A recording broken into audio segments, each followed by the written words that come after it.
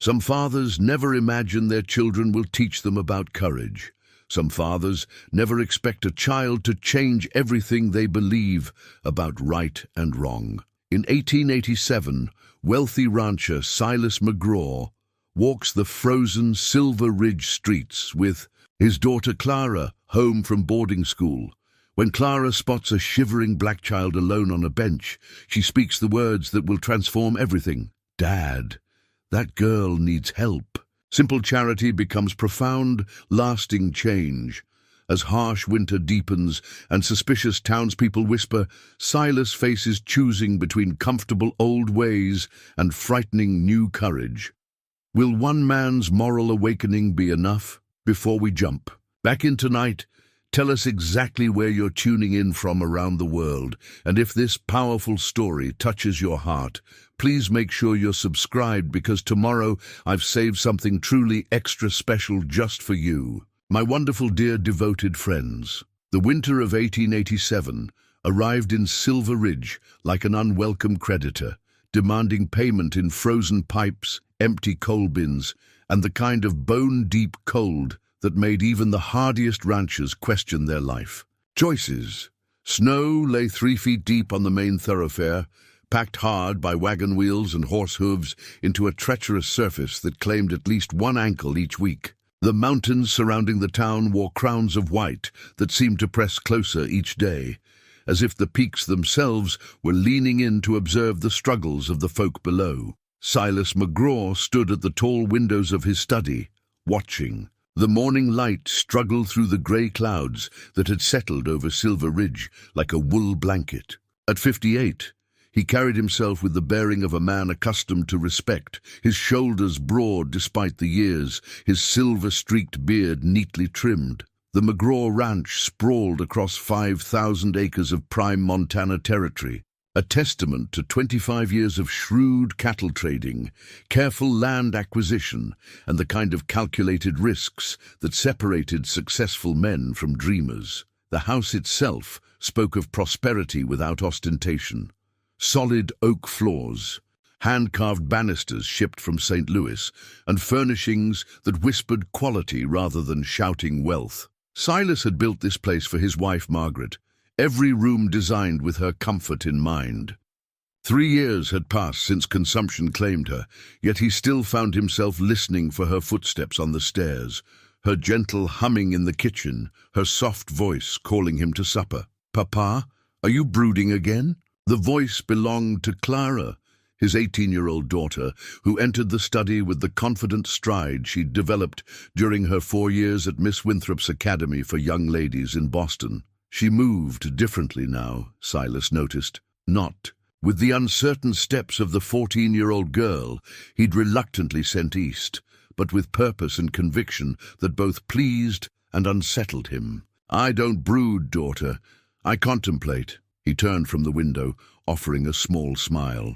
"There's a difference." Clara set down the leather folder she carried and moved to kiss his cheek. She smelled of lavender soap and winter air, a combination that reminded him painfully of Margaret. "Mama used to say the same thing about you. She said you could contemplate a fence post for an hour and find 3 ways to improve it." The mention of Margaret brought the familiar tightness to his chest, but Silas pushed it aside. Clara had been home for only 2 weeks since the Academy's winter recess began, and he treasured these moments when she seemed less like the polished young lady her education had molded, and more like the spirited child he remembered. "What's in the folder?" he asked, settling into his leather chair behind the mahogany desk that dominated the room. "My diploma." Clara's voice carried a note of pride, tempered by something else. Uncertainty, perhaps, or determination. She opened the folder to reveal an ornate certificate proclaiming her completion of studies in literature, philosophy, natural sciences, and modern social thought. "I wanted to show you properly." Silas examined the diploma, noting the elegant script and official seals. Miss Winthrop's Academy commanded respect throughout the Eastern establishment, and Clara's acceptance there had required both substantial tuition and careful political maneuvering. The investment had clearly paid dividends.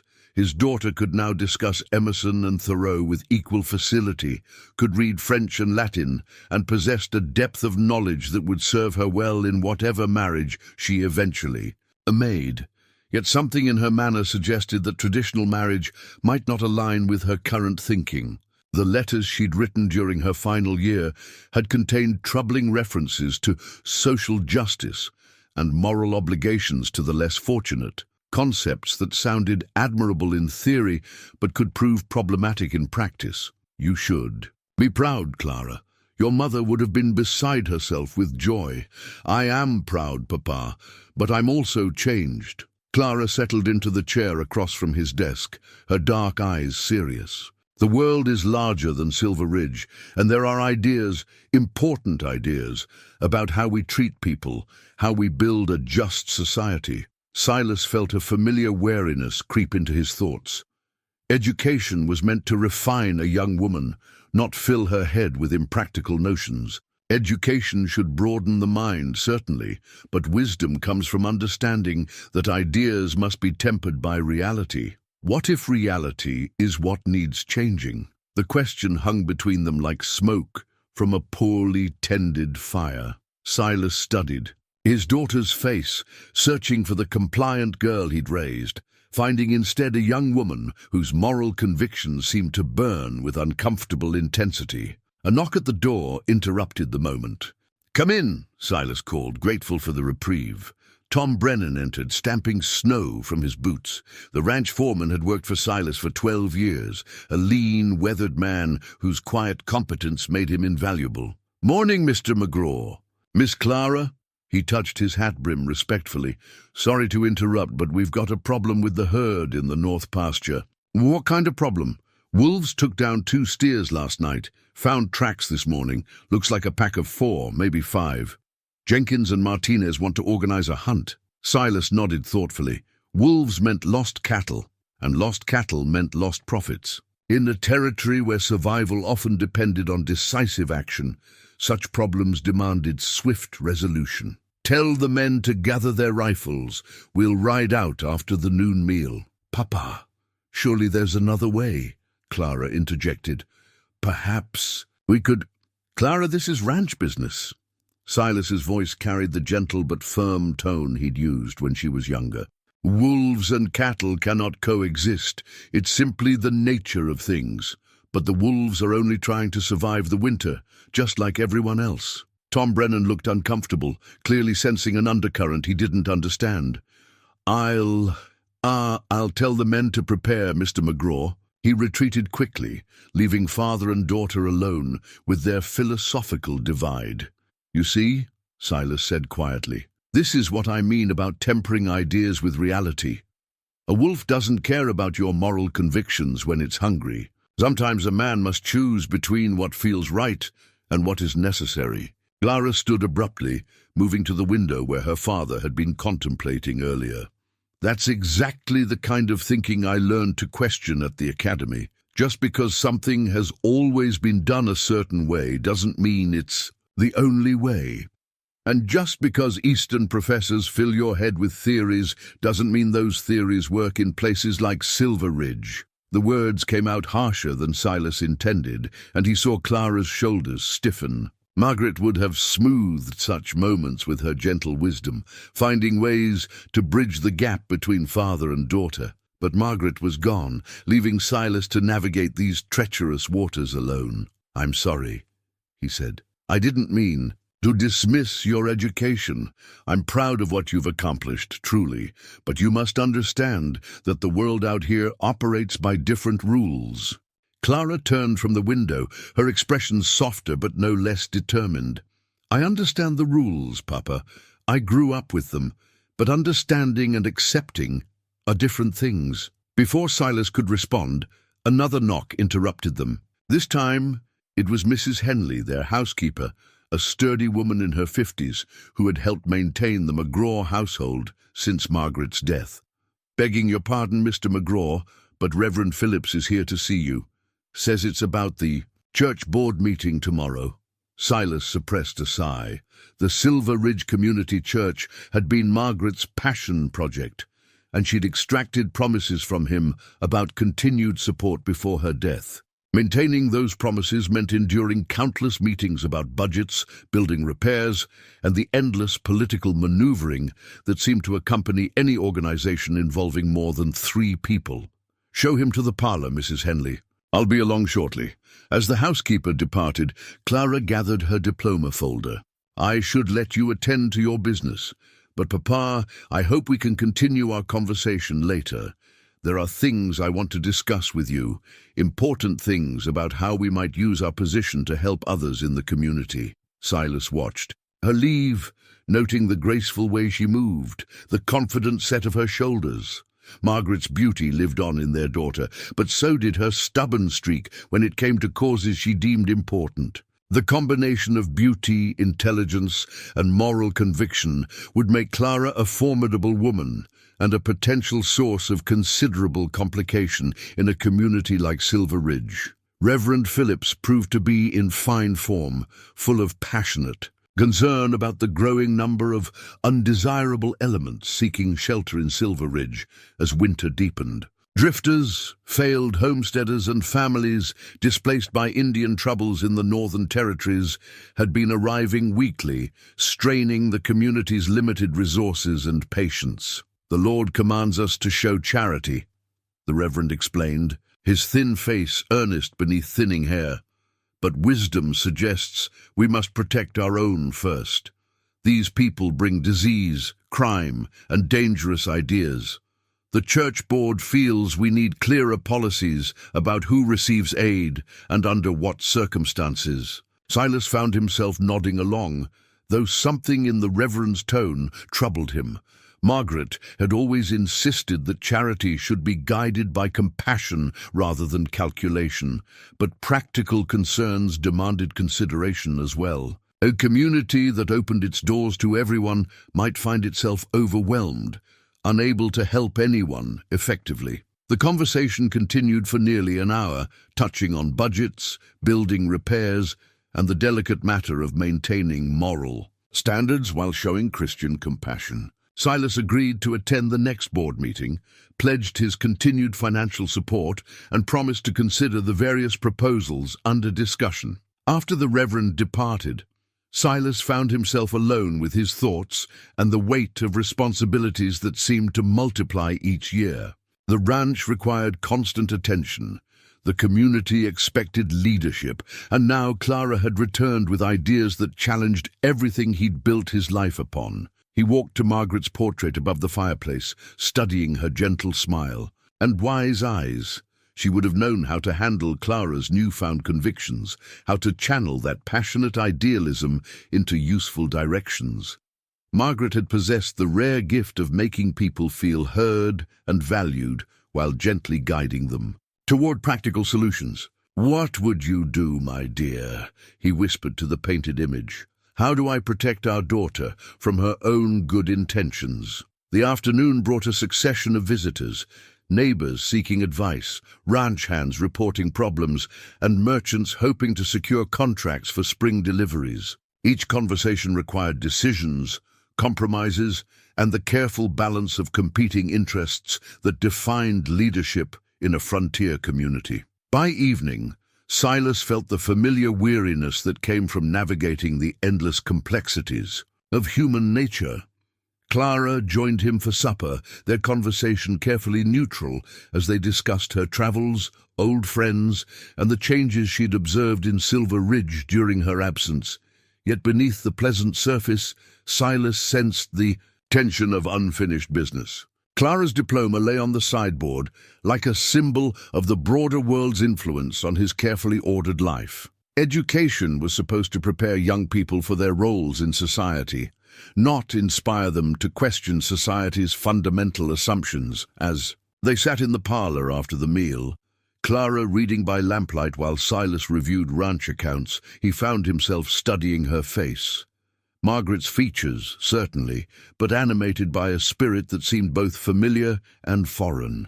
The girl who had left for Boston 4 years ago had returned as a young woman, with convictions that might prove incompatible with the realities of frontier life. Outside, the wind howled around the house's corners, driving snow against the windows, and reminding everyone within that winter's grip could be merciless.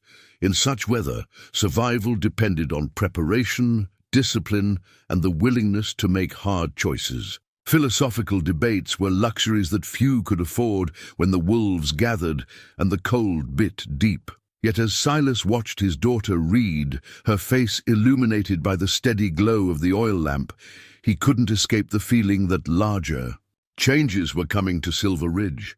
Changes that would test more than their ability to endure harsh weather. Clara's education had given her tools for questioning the world around her, and those tools might prove more dangerous than any pack of wolves threatening the cattle. The evening passed quietly, each lost in their own thoughts, unaware that the next day would bring a moment that would test everything they believed about duty, compassion, and the courage required to do what was right. The next morning dawned grey and bitter, with the kind of cold that made every breath visible and turned. Exposed skin raw within minutes. Silas had planned to spend the day reviewing winter feed calculations and meeting with Tom Brennan about the wolf problem, but Clara appeared at breakfast with a request that caught him off guard. "I'd like to walk into town with you today, Papa.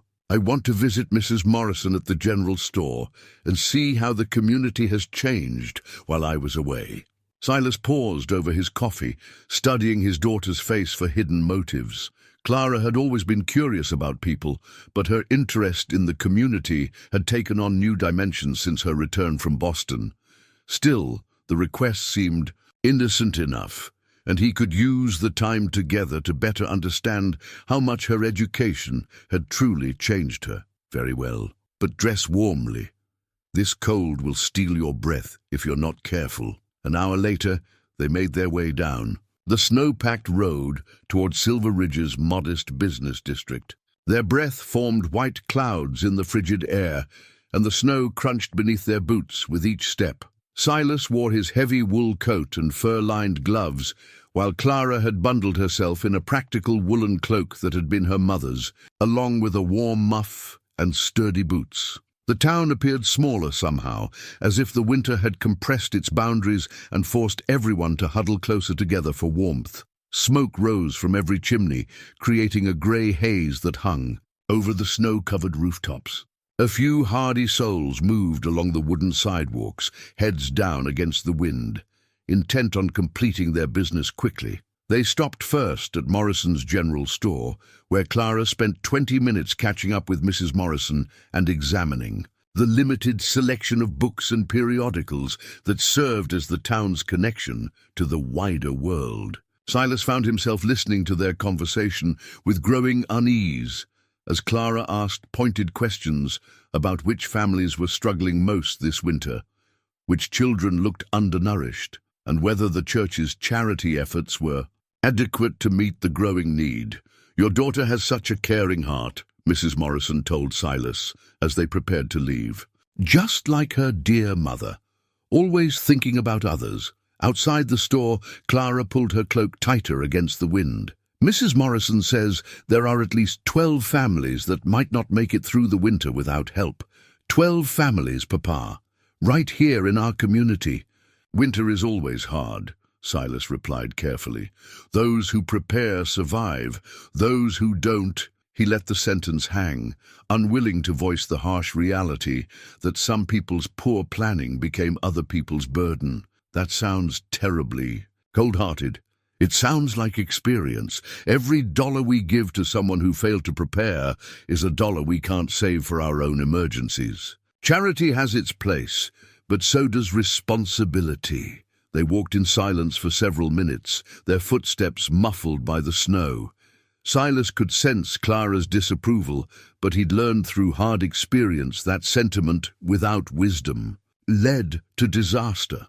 The frontier rewarded careful planning and punished naive generosity with equal ruthlessness. They were passing the small park at the center of town, really just a square of land with 3 bare oak trees and a few wooden benches, when Clara suddenly stopped. Her hand shot out to grip Silas's arm, her gloved fingers tight against his coat sleeve. "Papa, look." Silas followed her gaze to one of the benches, partially sheltered by the largest oak tree.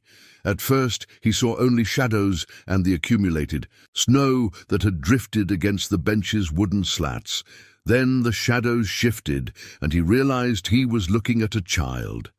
A small girl, perhaps 10 years old, sat huddled on the bench with her knees drawn up to her chest and her arms wrapped around her legs. She wore clothes that might once have been decent, a thin dress, a worn coat that hung loose on her small frame, and shoes that looked more like pieces of leather tied around her feet. Snow had accumulated on her shoulders and in her dark hair, suggesting she'd been sitting there for some time. But it was her face that made Silas's chest tighten with unexpected emotion. Even from a distance, he could see that she was a Negro child, her dark skin made darker by the cold, her eyes large and watchful in a way that spoke of too much experience with uncertainty. She wasn't crying or calling out for help, just sitting, with the patient endurance of someone who had learned that survival sometimes meant simply waiting. "Dad, that girl needs help." Clara's words cut through the cold air with simple, undeniable truth. She was already moving toward the bench before Silas could respond, her boots crunching through the snow with determined purpose. Clara, wait. But his daughter was beyond waiting. She approached the child with the same natural compassion that had driven her mother to feed every stray animal that wandered onto their property. Silas followed, his mind racing through the implications of what was happening.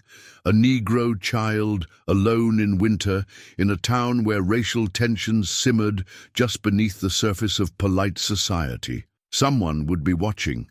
Someone always watched. When the McGraw family did anything that might be considered unusual or controversial, his reputation, his business relationships, his standing in the community, all of it could be affected by this moment. "Hello, sweetheart," Clara said gently, kneeling in the snow beside the bench. "What's your name?" The child looked up with eyes that seemed too old for her face. When she spoke, her voice was barely audible above the wind. "Miriam." "Hello, Miriam. I'm Clara, and this is my father, Mr. McGraw. Are you waiting for someone?" The girl shook her head slowly, and Silas could see that her lips had taken on a bluish tinge from the cold. How long had she been sitting here? Where had she come from? And most importantly, what did she expect them to do about her situation? Clara looked back at Silas, her dark eyes reflecting a determination he recognized from Margaret. "She's freezing, Papa. We can't just leave her here." "Clara, perhaps we should notify Reverend Phillips or the sheriff. There are proper channels for—" "Proper channels." Clara's voice rose slightly, then dropped as she glanced at the child. "Papa, look at her. She's a little girl who's cold and scared and alone. What proper channel matters more than basic human decency?" Silas found himself staring into his daughter's face, seeing not the sophisticated young lady who'd returned from Boston, but the stubborn 6-year-old who'd once brought home an injured sparrow and insisted they nurse it back to health despite his protests about the impracticality of such gestures. He knelt beside Clara and spoke directly to the child. "Miriam, where are your parents?" "Dead, sir." The word came out flat, matter of fact, as if she'd said it so many times that it had lost the power to cause her pain. "House burned up 3 weeks back. Been walking since then." 3 weeks. Silas tried to imagine a 10-year-old child surviving.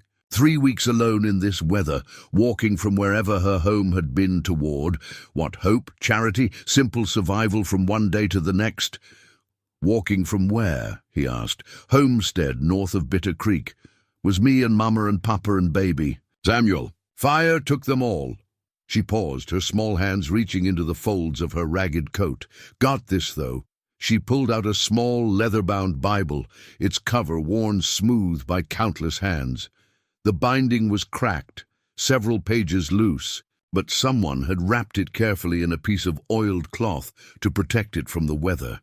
Even in her desperate circumstances, this child had chosen to carry a book. Clara reached out to touch the Bible gently. "This was important to your family."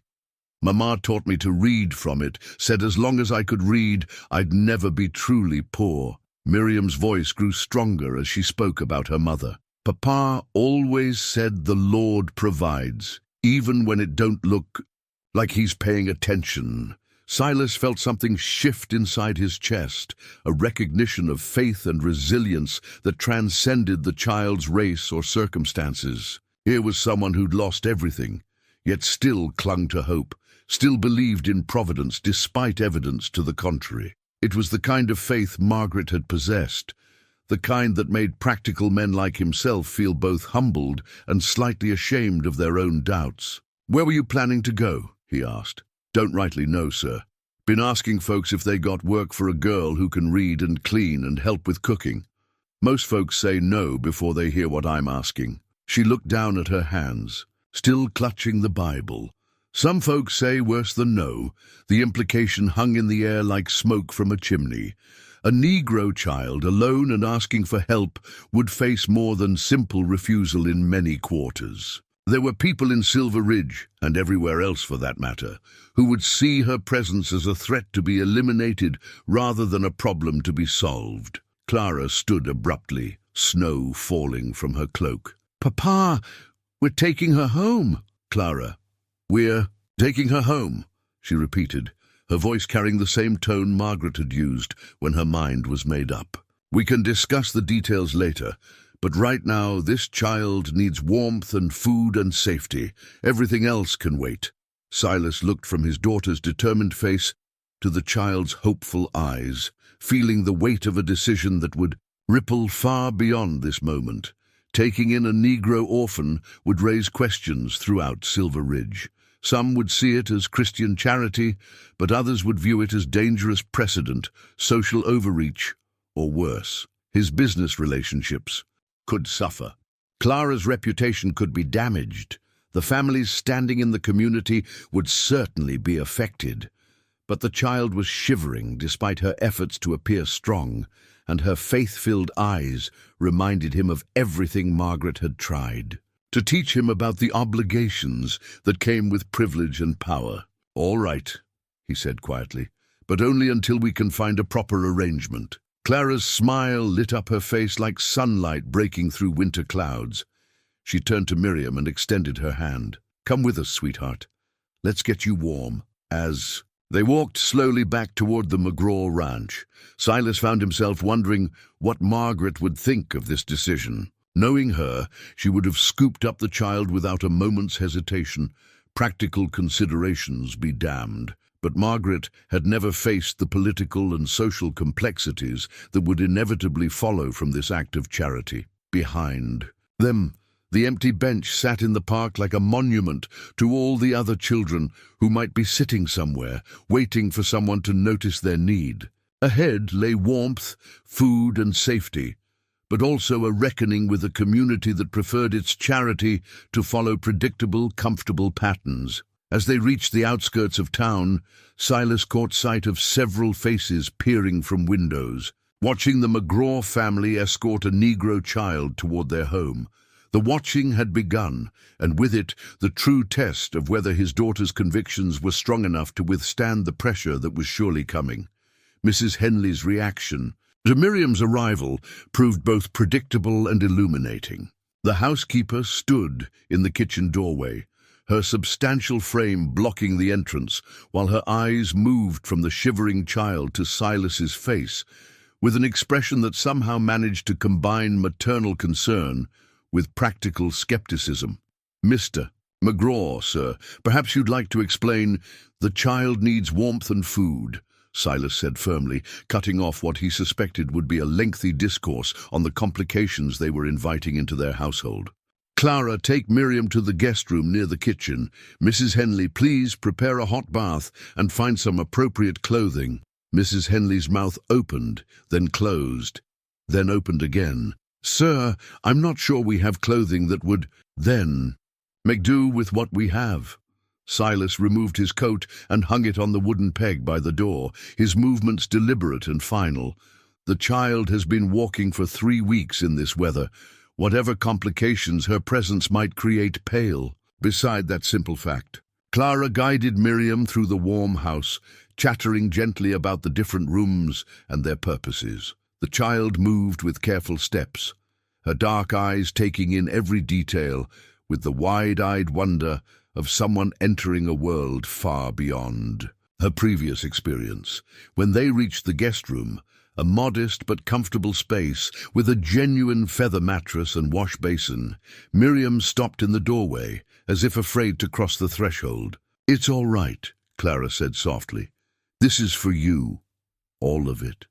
Miriam's voice carried such disbelief that Clara felt her throat tighten with unexpected emotion. "All of it. For as long as you need it." Mrs. Henley appeared with an armload of clothing that had clearly been gathered from various sources throughout the house. A white cotton nightgown that had probably belonged to Clara years earlier, a wool dress that could be taken in at the waist, thick stockings and undergarments that would serve until better arrangements could be made. "The bath water's heating," Mrs. Henley announced, her tone suggesting this entire enterprise violated several fundamental principles of household management. "Though I suppose you'll be wanting me to help with—" "I'll help her," Clara said quickly. "Thank you, Mrs. Henley." The housekeeper withdrew with obvious reluctance, leaving Clara alone with Miriam, who stood perfectly still in the center of the room, as if movement might shatter whatever spell had brought her to this place. "When did you last have a proper bath?" Clara asked gently. "Before the fire." Miriam's fingers moved unconsciously to the small Bible she still clutched. "Mama always said cleanliness was next to godliness, but there wasn't much chance for clean these past weeks." Clara felt anger rise in her chest, not at the child, but at a world that could leave a 10-year-old girl to fend for herself through a Montana winter. The anger surprised her with its intensity, as if her education had awakened not just new ideas, but new capacities for moral outrage. An hour later, Miriam emerged from her bath transformed. Clean and dressed in clothing that, while too large, was warm and decent. She looked like the child she was, rather than the desperate survivor she'd been forced to become. Her dark hair, washed and combed, framed a face that showed both the round softness of childhood and the premature wisdom that came from experiencing loss. They found Silas in his study, staring out the window at the snow-covered landscape with an expression that suggested he was reconsidering every decision that had led to this moment. He turned when they entered, and Clara watched his face soften as he took in Miriam's transformation. "Much better," he said simply. "Are you hungry?" Miriam nodded, then seemed to remember her manners. "Yes, sir. If you don't mind." "I don't mind." Mrs. Henley had prepared a substantial meal, beef stew with fresh bread, milk still warm from the morning milking, and apple preserves that had been put up the previous fall. Miriam ate with the careful restraint of someone who had learned not to assume there would be another meal coming, but her obvious enjoyment of the food brought smiles to both Clara and Mrs. Henley's faces. "Can you really read?" Clara asked as they sat around the kitchen table. Miriam swallowed a bite of stew and nodded. "Mama taught me. She could read real good. Learned from the preacher's wife where she grew up. Said reading was the one thing nobody could take away from you once you had it." "What kinds of things did you read?" "The Bible mostly, but Mama had 2 other books, one about farming and another with stories about people in far-off places. I read them so many times I got most of them memorized." Clara glanced at her father, seeing something shift in his expression. A child who could read was different from a simple charity case.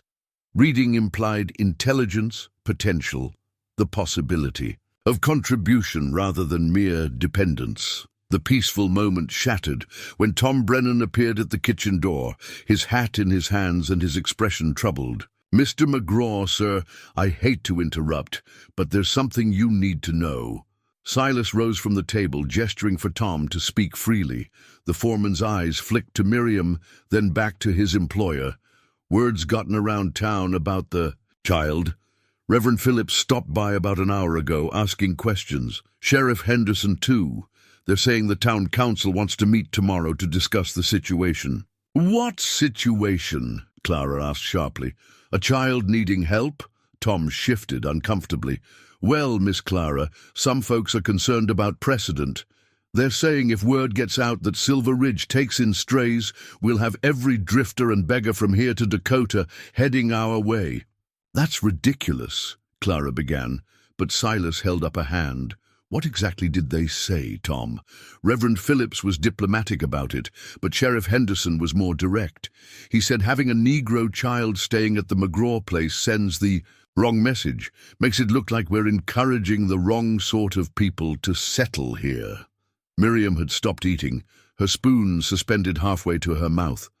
Clara reached over to squeeze her hand reassuringly, but the damage was already done. The child's face had taken on the careful blankness that came from hearing herself discussed as if she weren't present. The wrong sort of people, Silas repeated quietly. I see. It's not my view, sir, Tom said quickly.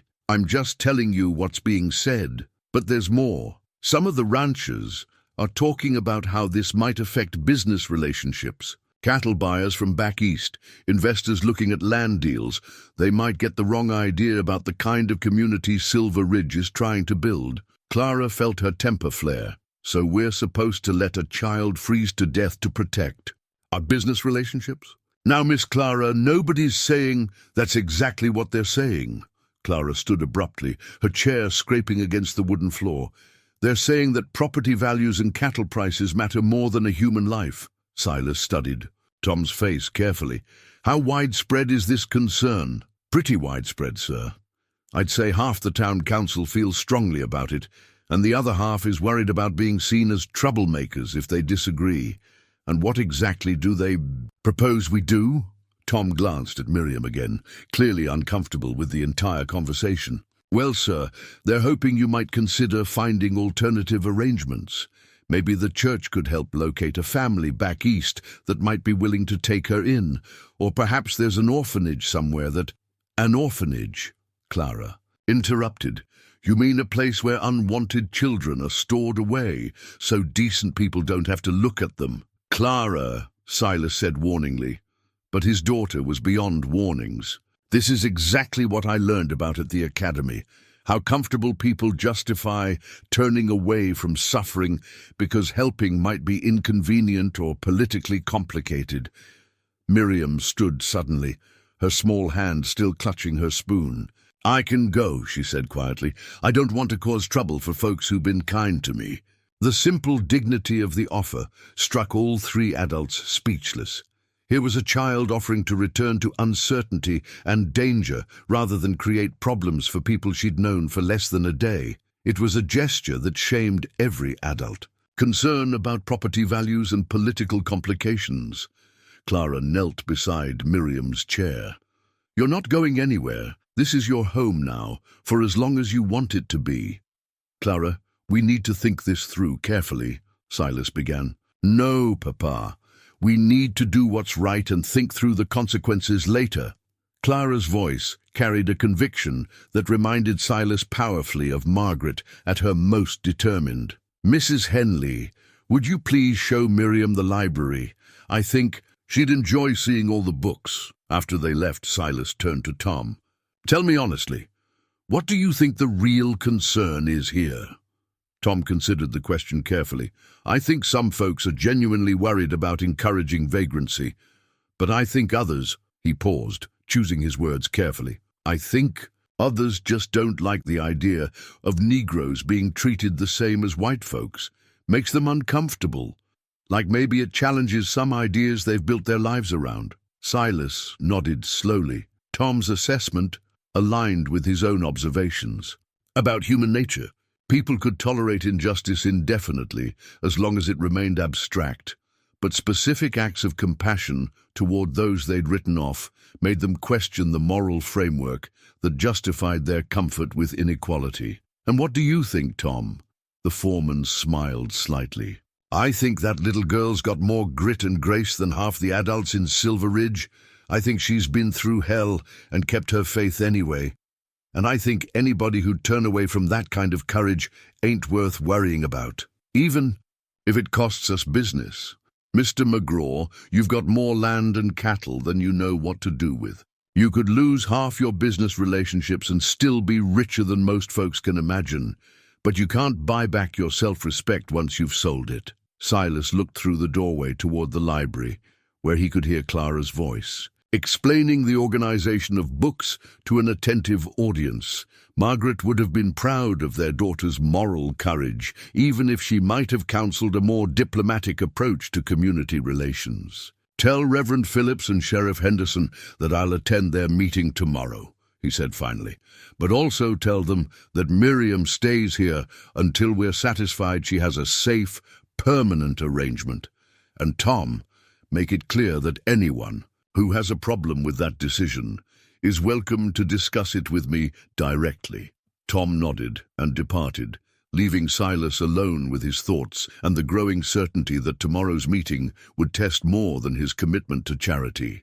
It would reveal whether Silver Ridge was the kind of community that lived up to its proclaimed Christian values, or simply another place where moral conviction yielded to social convenience when the stakes got personal. That evening, as snow continued to fall outside the warm kitchen windows, Clara found herself watching Miriam with a mixture of fascination and growing affection. The child had spent an hour in the library, carefully examining each book as if it were a precious artifact, running her small fingers along the leather bindings with reverent attention. "You really can read all of these?" Miriam had asked, her voice filled with wonder. "Most of them," Clara replied. "And now you can read them too, whenever you want." The concept seemed almost too wonderful for Miriam to fully grasp. She selected a volume of poetry, Longfellow's collected works, and carried it with her to the kitchen table, where she opened it carefully and began reading aloud in a clear, steady voice that surprised everyone with its confidence. "By the shore of Gitchigumi, by the shining big seawater, stood the wigwam of Nokomis, daughter of the moon, Nokomis." Mrs. Henley paused in her dishwashing, clearly amazed by the child's facility with the complex rhythms of the verse. Silas lowered his evening newspaper, drawn by the musical quality of Miriam's reading voice. Dark behind it rose the forest, rose the black and gloomy pine trees, rose the firs with cones upon them. "That's beautiful reading," Clara said softly. "Your mother taught you very well." Miriam's smile lit up her entire face. "Mama said reading out loud was like singing, only with words instead of music. She said if you read with your heart as well as your eyes, the words would come alive for anybody listening." Silas found himself remembering Margaret reading to Clara when she was small, the way his wife's voice could transform simple stories into magical experiences that held their daughter spellbound. There was something universally powerful about that gift, regardless of the reader's race or circumstances. "Would you like to continue?" he asked. "I'd enjoy hearing more." For the next hour, Miriam read passages from Longfellow while the adults went about their evening routines. Her voice filled the warm kitchen with images of ancient forests and legendary heroes, creating a sense of peaceful domesticity that made the controversy surrounding her presence seem both distant and absurd. Later, as Mrs. Henley helped Miriam prepare for bed, Clara approached her father in his study. She carried a letter that had arrived in the afternoon mail, its elegant handwriting immediately recognizable. "This came from Miss Winthrop today," she said, holding out the envelope. "I thought you might want to read it." Silas examined the letter carefully. Miss Amelia Winthrop's Academy for Young Ladies maintained correspondence with the families of former students, but such letters typically focused on social news and fundraising appeals rather than personal matters. The letter proved different. From the usual correspondence, "Dear Mr. McGraw, I hope this letter finds you and Clara in good health despite the harsh winter conditions we have been experiencing throughout the region. I am writing to express my particular pride in your daughter's moral development during her years with us, and to share some thoughts that may prove relevant to recent events. Word has reached us here in Boston through the complex network of correspondence that connects educational institutions that Clara has persuaded you to provide shelter for an orphaned Negro child discovered in distressing circumstances. While some might view such an action as imprudent or socially complicated, I can only say that it represents the finest flowering of the principles we endeavor to instill in our young ladies. During her final year with us, Clara wrote extensively about the moral obligations that accompany privilege and education. Her essays on social justice and Christian charity were among the most thoughtful and compelling I have encountered in 30 years of teaching. More importantly, she demonstrated genuine concern for the welfare of our scholarship students, regardless of their social or economic backgrounds. Please know that you have our complete support in this endeavor, and that Clara's actions reflect not only her own moral courage, but the values you have instilled in her from childhood. Should you encounter criticism from those who prefer their charity to be theoretical rather than practical, I hope you will remember that true moral leadership often requires standing apart from conventional opinion. The world is changing, Mr. McGraw, and those who embrace justice and compassion will find themselves on the right side of history. Your daughter understands this instinctively, and I suspect she will prove to be an invaluable guide as you navigate whatever challenges may arise. With warmest regards and unwavering support, Miss Amelia Winthrop. Silas read the letter twice, his expression thoughtful. Miss Winthrop's endorsement carried considerable weight. Her academy commanded respect throughout the Eastern establishment, and her opinion could influence how other educated people viewed the McGraw family's actions. "She's rather taking our side, isn't she?" he observed. "More than that, Papa, she's saying that what we're doing represents the best of what education should accomplish." Clara settled into the chair across from his desk. "The question is whether you agree with her assessment. I agreed to provide temporary shelter for a child in need. I'm not sure that qualifies as moral leadership or social reform, but it's not really temporary anymore, is it?" Clara's voice carried the same gentle persistence she'd inherited from Margaret. "You've seen how intelligent she is, how grateful and well-mannered. You've heard her read poetry like someone born to it. Are you really planning to send her away to satisfy people who think property values matter more than human lives?" Silas stood and moved to the window, gazing out at the snow-covered landscape. The wolf hunt had been postponed due to the weather, but the problem hadn't disappeared. Wolves didn't stop being dangerous simply because people were too comfortable to deal with them. Perhaps the same principle applied to moral challenges. They didn't become less urgent just because addressing them proved inconvenient. "The town council meeting tomorrow will determine a great deal," he said finally. "If the community can be persuaded to accept Miriam's presence, then perhaps we can find a path forward that serves everyone's interests. And if they can't be persuaded, then we'll face that decision when it comes." Clara joined him at the window, her reflection ghost-like in the dark glass. "Miss Winthrop's letter mentions that the world is changing. Do you believe that? The world is always changing. The question is whether we guide that change or simply react to it. I think Miriam's presence here is an opportunity to guide change in a positive direction, to show that charity and justice aren't just abstract concepts, but practical choices that real people can make. And I think you may be underestimating the resistance that such choices can generate." Silas turned to face his daughter directly. "People don't generally thank you for challenging their comfortable assumptions about the world. Then maybe comfortable assumptions need to be challenged." The conversation was interrupted by a soft knock at the study door. Miriam appeared, dressed in the white cotton nightgown that had been Clara's years earlier, her small face grave with concern. "I'm sorry to bother you, sir, but I wanted to say something before I go to sleep." "What is it, child?" "I've been listening.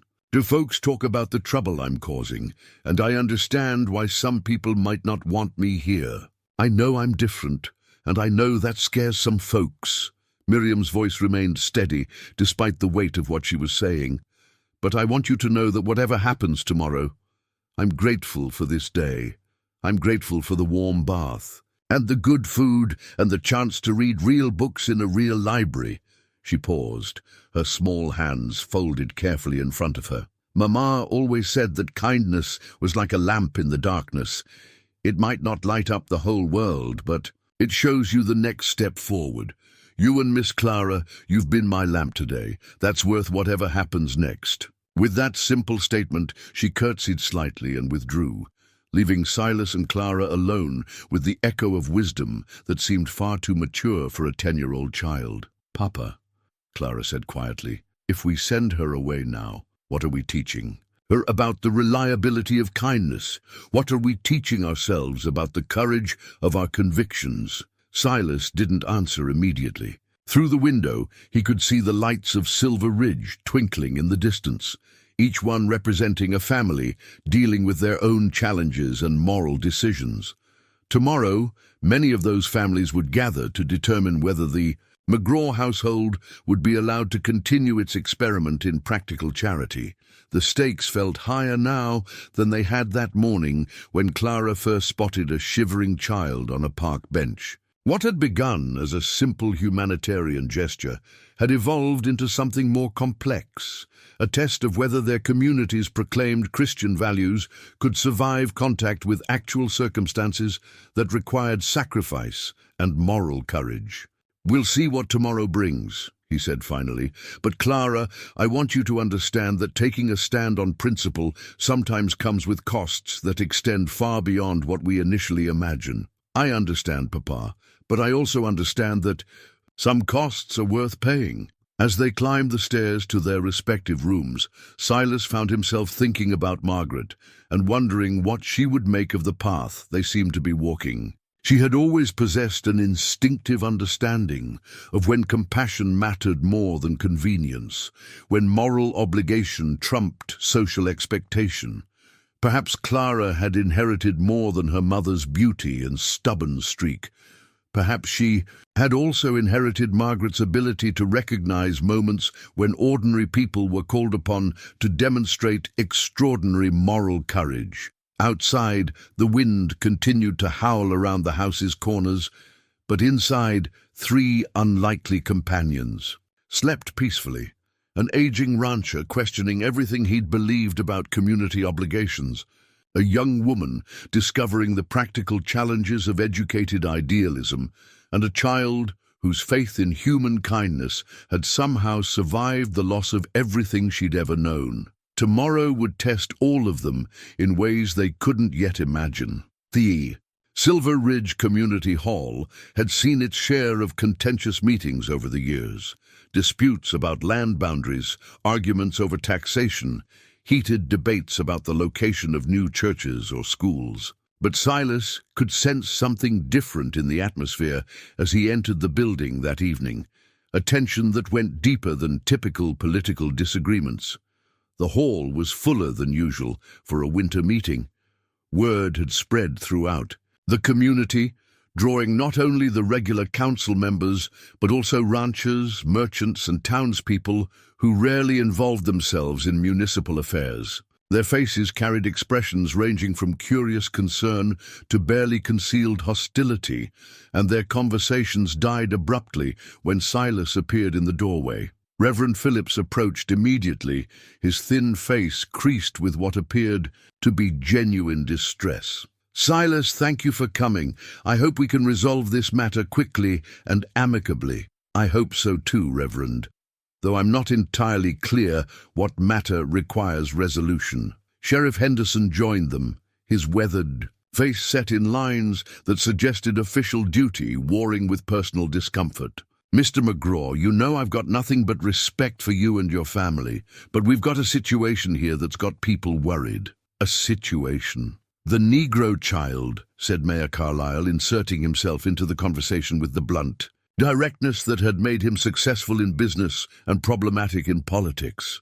"People are concerned about precedent, about the message we're sending to every vagrant and beggar between here and the Mississippi." Silas studied the mayor's florid face, noting the way his eyes avoided direct contact. "The message that we don't let children freeze to death in our public parks." "Now, Silas, nobody wants children to suffer," Reverend Phillips interjected quickly. But there are proper channels for these matters, established institutions that handle such cases, such as orphanages, church-sponsored homes, charitable organizations in the larger cities. You mean places that would take her off our hands so we wouldn't have to see her or think about her circumstances? The conversation was interrupted by the sharp rap of a gavel. Council Chairman Henry Morrison, Mrs. Morrison's husband and owner of the town's most successful lumber business, called the meeting to order with the formality typically reserved for serious municipal business. Gentlemen, ladies, thank you for attending despite the weather. We're here tonight to address concerns that have been raised about recent developments in our community. Morrison's voice carried the careful neutrality of someone trying to avoid taking sides while still maintaining control of the proceedings. I think we can dispense with elaborate introductions, said Dr. William Hartwell, the town's only physician and a man whose opinion carried considerable weight due to his education and professional standing. We're here because Silas McGraw has taken in a Negro child, and people are worried about what that means for Silver Ridge. Silas rose from his chair in the front row. I'd prefer to speak for myself about my family's decisions if you don't mind. Of course, Morrison said quickly. The floor is yours, Silas. 3 days ago, my daughter and I encountered a 10-year-old girl sitting alone in the town park, inadequately clothed for the weather and clearly in distress. The child had been orphaned in a house fire and had been walking for 3 weeks, seeking shelter and assistance. We brought her to our home, fed her, and provided her with a warm place to sleep. I'm having difficulty understanding what aspect of those actions requires community intervention. Murmurs rippled through the assembled crowd. Some seemed supportive, but others carried undertones of disagreement or concern. Mayor Carlisle stood, his substantial frame imposing in the lamplight. Silas, nobody questions your charitable intentions, but charity without wisdom can create problems that extend far beyond the immediate situation. What kind of problems? For one thing, word spreads. You take in one stray and soon you've got dozens showing up at your door. Take in a Negro child, and every freed slave and displaced family in the territory starts thinking Silver Ridge is a place that welcomes their kind. Their kind? Silas's voice carried a dangerous edge that those who knew him well recognized as a warning. You know what I mean, Carlyle said, his face reddening. People who don't share our values, our way of life. People who might disrupt the social order we've worked hard to establish here. Dr. Hartwell cleared his throat diplomatically. Perhaps we could focus on practical concerns rather than philosophical ones. The fact is, Silas, that your decision affects more than just your household. It affects property values, business relationships, and the community's reputation among potential investors and settlers. I see. And you believe that a 10-year-old orphan poses a threat to property values? It's not the child herself, Reverend Phillips said. It's what her presence represents. If Silver Ridge becomes known as a place that takes in Negro refugees, we could find ourselves overwhelmed with people we're not equipped to help. Silas looked around the room, noting the faces that avoided his gaze and those that met it with varying degrees of sympathy or hostility. These were people he'd known for decades, people he'd done business with, worshipped with, and considered neighbors, if not friends. Yet their concerns seemed to have remarkably little to do with the actual child, now sleeping safely in his guest room. Has anyone here actually met Miriam? He asked quietly. The question seemed to catch the assembly off guard. Several people shifted uncomfortably in their seats. That's not really the point, Mayor Carlisle began. I think it's exactly the point, Silas interrupted. You're making decisions about a human being you've never spoken to, based on assumptions about problems that may never materialize. Sheriff Henderson rose, clearly uncomfortable with his role, but determined to fulfill his duty. Silas, I've got a petition here signed by 12 property owners expressing concern about the situation. They're asking that alternative arrangements be made for the child. He produced a folded document and handed it to Silas, who read through the formal language that wrapped practical concerns about community standards and social stability around what appeared to be simple unwillingness to accept a Negro child. As a permanent resident of Silver Ridge, the signatures included some names he'd expected: Mayor Carlisle, the Patterson brothers who owned the largest mercantile operation, and several ranchers whose operations competed directly with his own. But others surprised him. Merchants he'd considered friends, fellow church members who'd expressed admiration for his late wife's charitable activities, and even Tom Bradley, who'd borrowed money from him 2 years earlier to save his struggling. "You farm 12 signatures," Silas said finally, "out of a community of nearly 200 adults. 12 property owners," Sheriff Henderson corrected. "People with real stakes in the community's future." "And what about the stakes of people who believe that moral obligations sometimes transcend property concerns?" The question hung in the air while council members exchanged glances that suggested they'd hoped to avoid such philosophical complications. Dr. Hartwell tried a different approach. "Silas, suppose we could arrange for the child to be placed with a suitable family back east? Miss Winthrop's academy surely has connections with charitable organizations that could provide appropriate care." "You've been in contact with Miss Winthrop?" "Well, no, but I have." Silas produced Clara's letter from his coat pocket. "She wrote to express her complete support for our actions. She views Miriam's presence in our home as evidence of the finest moral education, and she's prepared to assist in any way necessary to ensure the child's welfare." This news seemed to deflate some of the opposition's confidence. Miss Winthrop's academy commanded respect, even among those who disagreed with progressive ideas about social justice. Reverend Phillips seized the opening. "That's wonderful, Silas. Perhaps Miss Winthrop could help arrange placement with an appropriate family in Boston, where the child would have better opportunities for education and advancement." "The child has a name," Silas said firmly. "Her name is Miriam, and she's already receiving an excellent education. She reads poetry at a level that would impress most adults in this room. She's well-mannered and grateful, and she's demonstrated more resilience and faith than many people twice her age." "That may be true," Mayor Carlisle said, "but it doesn't address the fundamental concern about precedent. What happens when word gets out that the McGraw family takes in stray Negroes? How many more will we be expected to accommodate?" "I don't know," Silas replied honestly. "But I know that turning away from one child in need because we're afraid others might also need help represents a failure of both charity and courage." The debate continued for another hour, with various council members and citizens offering opinions, concerns, and proposed compromises.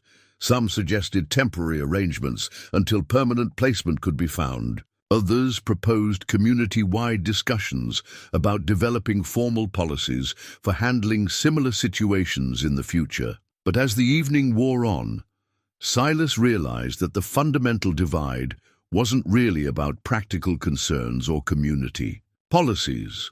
It was about whether Silver Ridge would be the kind of place that lived up to its proclaimed Christian values when doing so required actual sacrifice and potential discomfort. Finally, Chairman Morrison called for a formal vote on the petition requesting alternative arrangements for Miriam. The result was closer than expected: 7 in favor of the petition, 5 opposed, with 2 abstentions.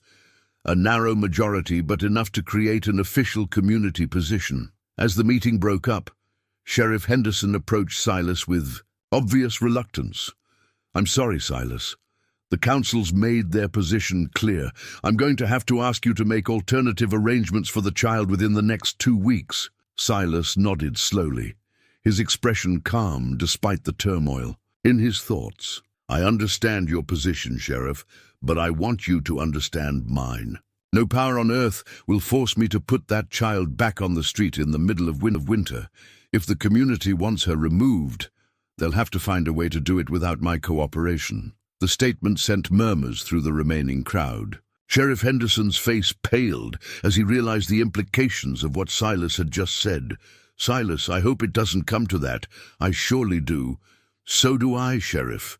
But some things matter more than community convenience." As Silas walked home through the snow-covered streets, he found himself thinking about Margaret and wondering whether she would approve of the path he seemed to be choosing. He'd entered the meeting hoping for compromise and community support.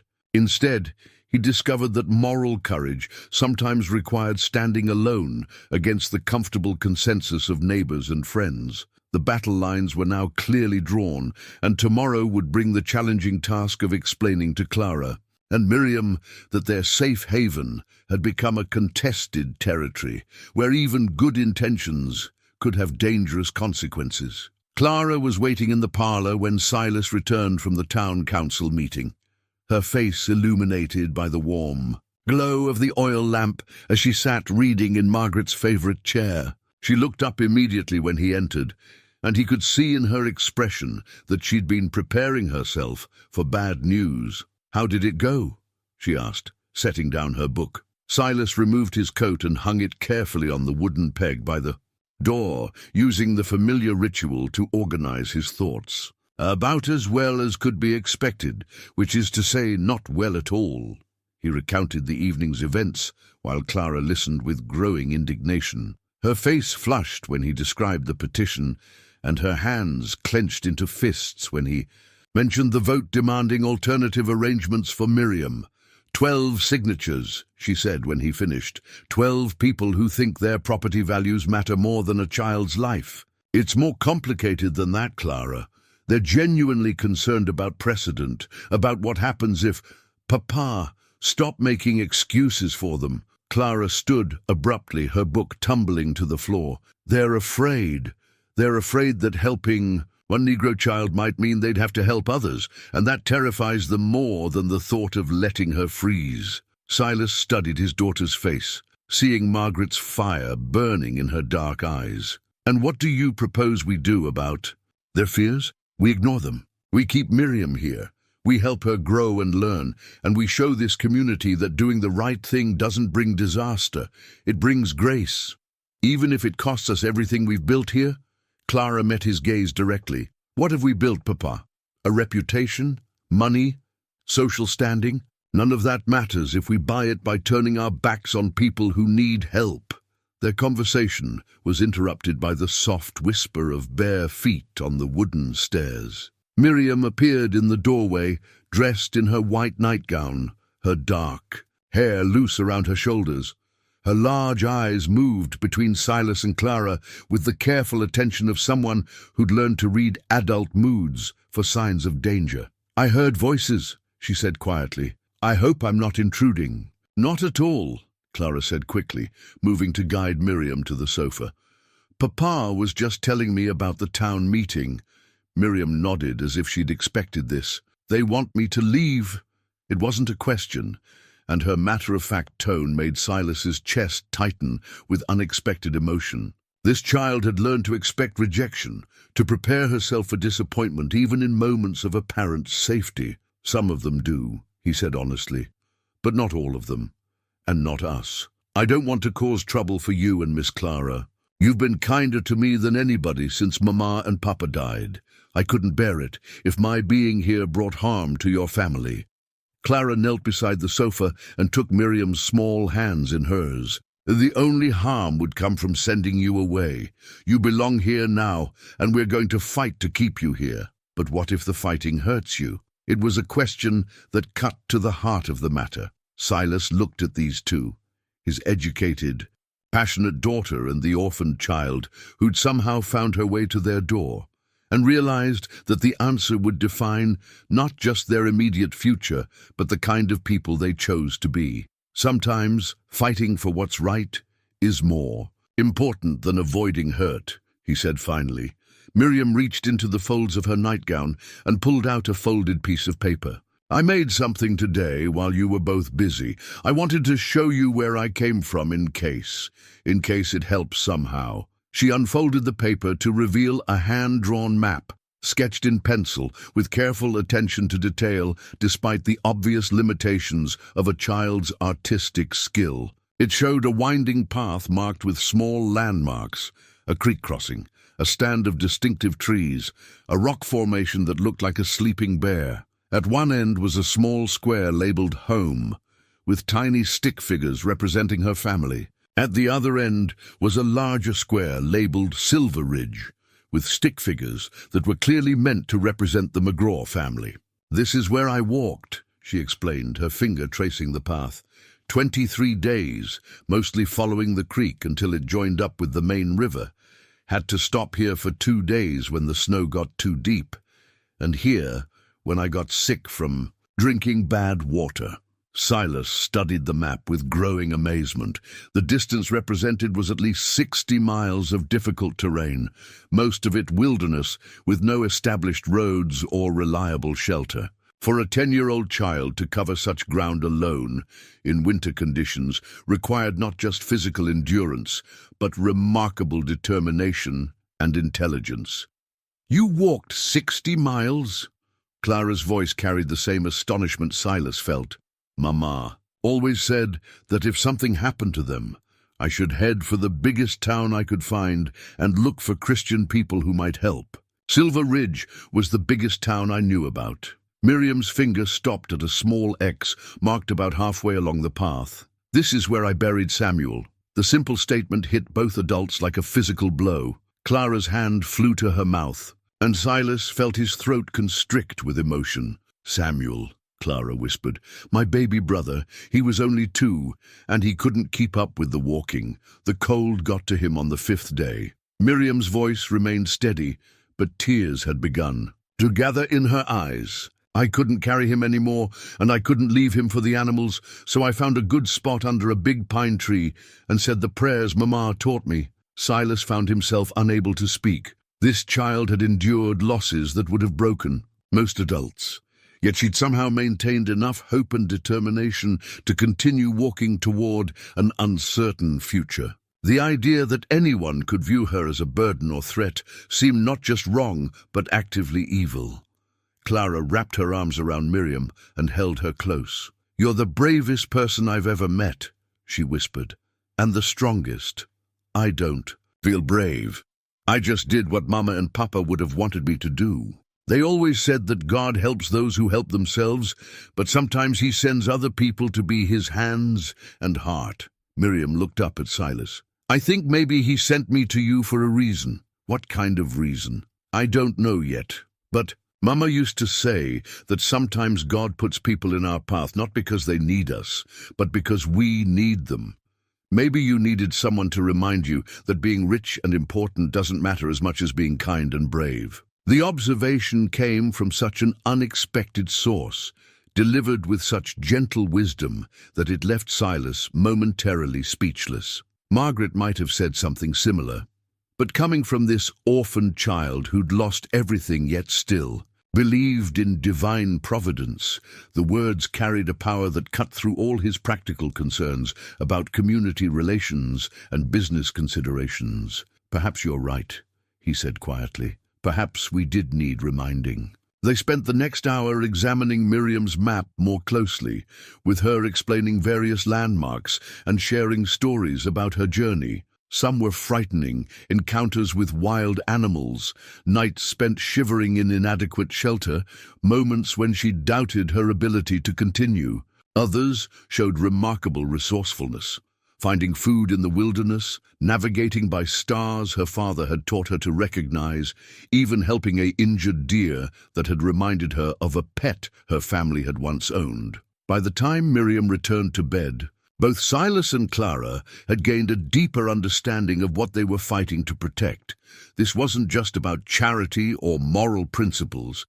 It was about recognizing exceptional courage and character when it appeared, regardless of the package. It came in. "Papa," Clara said as they prepared to retire for the evening, "I want you to know that I understand what this might cost us. I understand that standing up to the community could affect your business, our social standing, even our safety. And I also understand that some things are worth losing everything for. This is one of them." Silas nodded slowly. Margaret would have been proud of their daughter's moral courage, even if she might have counseled a more diplomatic approach. But sometimes diplomacy wasn't enough. Sometimes moral leadership required taking a stand that made compromise impossible. "All right," he said. "Then we fight. Together. Together." As Silas lay in bed that night, listening to the wind howl around the house's corners, he found himself thinking about the map Miriam had drawn. 60 miles of wilderness, walked alone by a child who'd already lost everything that mattered to her. That kind of determination and faith deserved protection, even if protecting it meant challenging every comfortable assumption the community had built about itself. Tomorrow would bring new pressures, new attempts to force compromise where none was possible. But tonight, 3 people slept peacefully under his roof.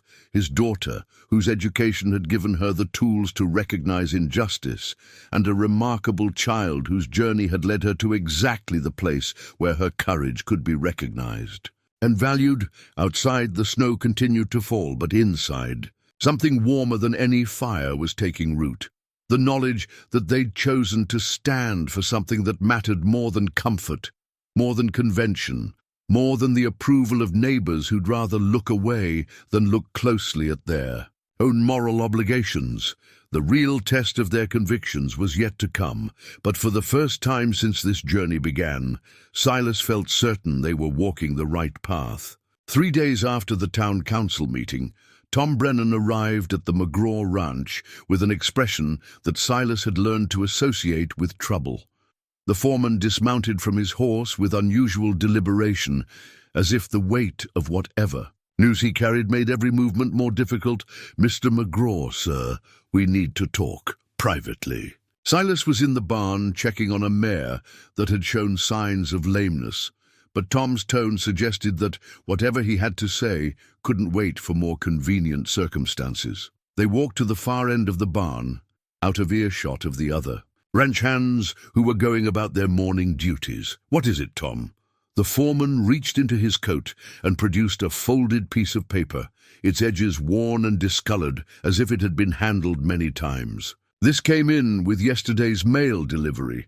Ryder brought it special from the territorial marshal's office." Silas unfolded the paper and felt his world shift beneath his feet. It was a wanted poster, the kind typically displayed in post offices and sheriff stations throughout the territory. At the top, in bold letters, were the words, "Reward $500, dead or alive." Below that was a crude but recognizable drawing of a Negro man, perhaps 40 years old, with intelligent eyes and a strong jaw. But it was the text beneath the drawing that made Silas's blood run cold.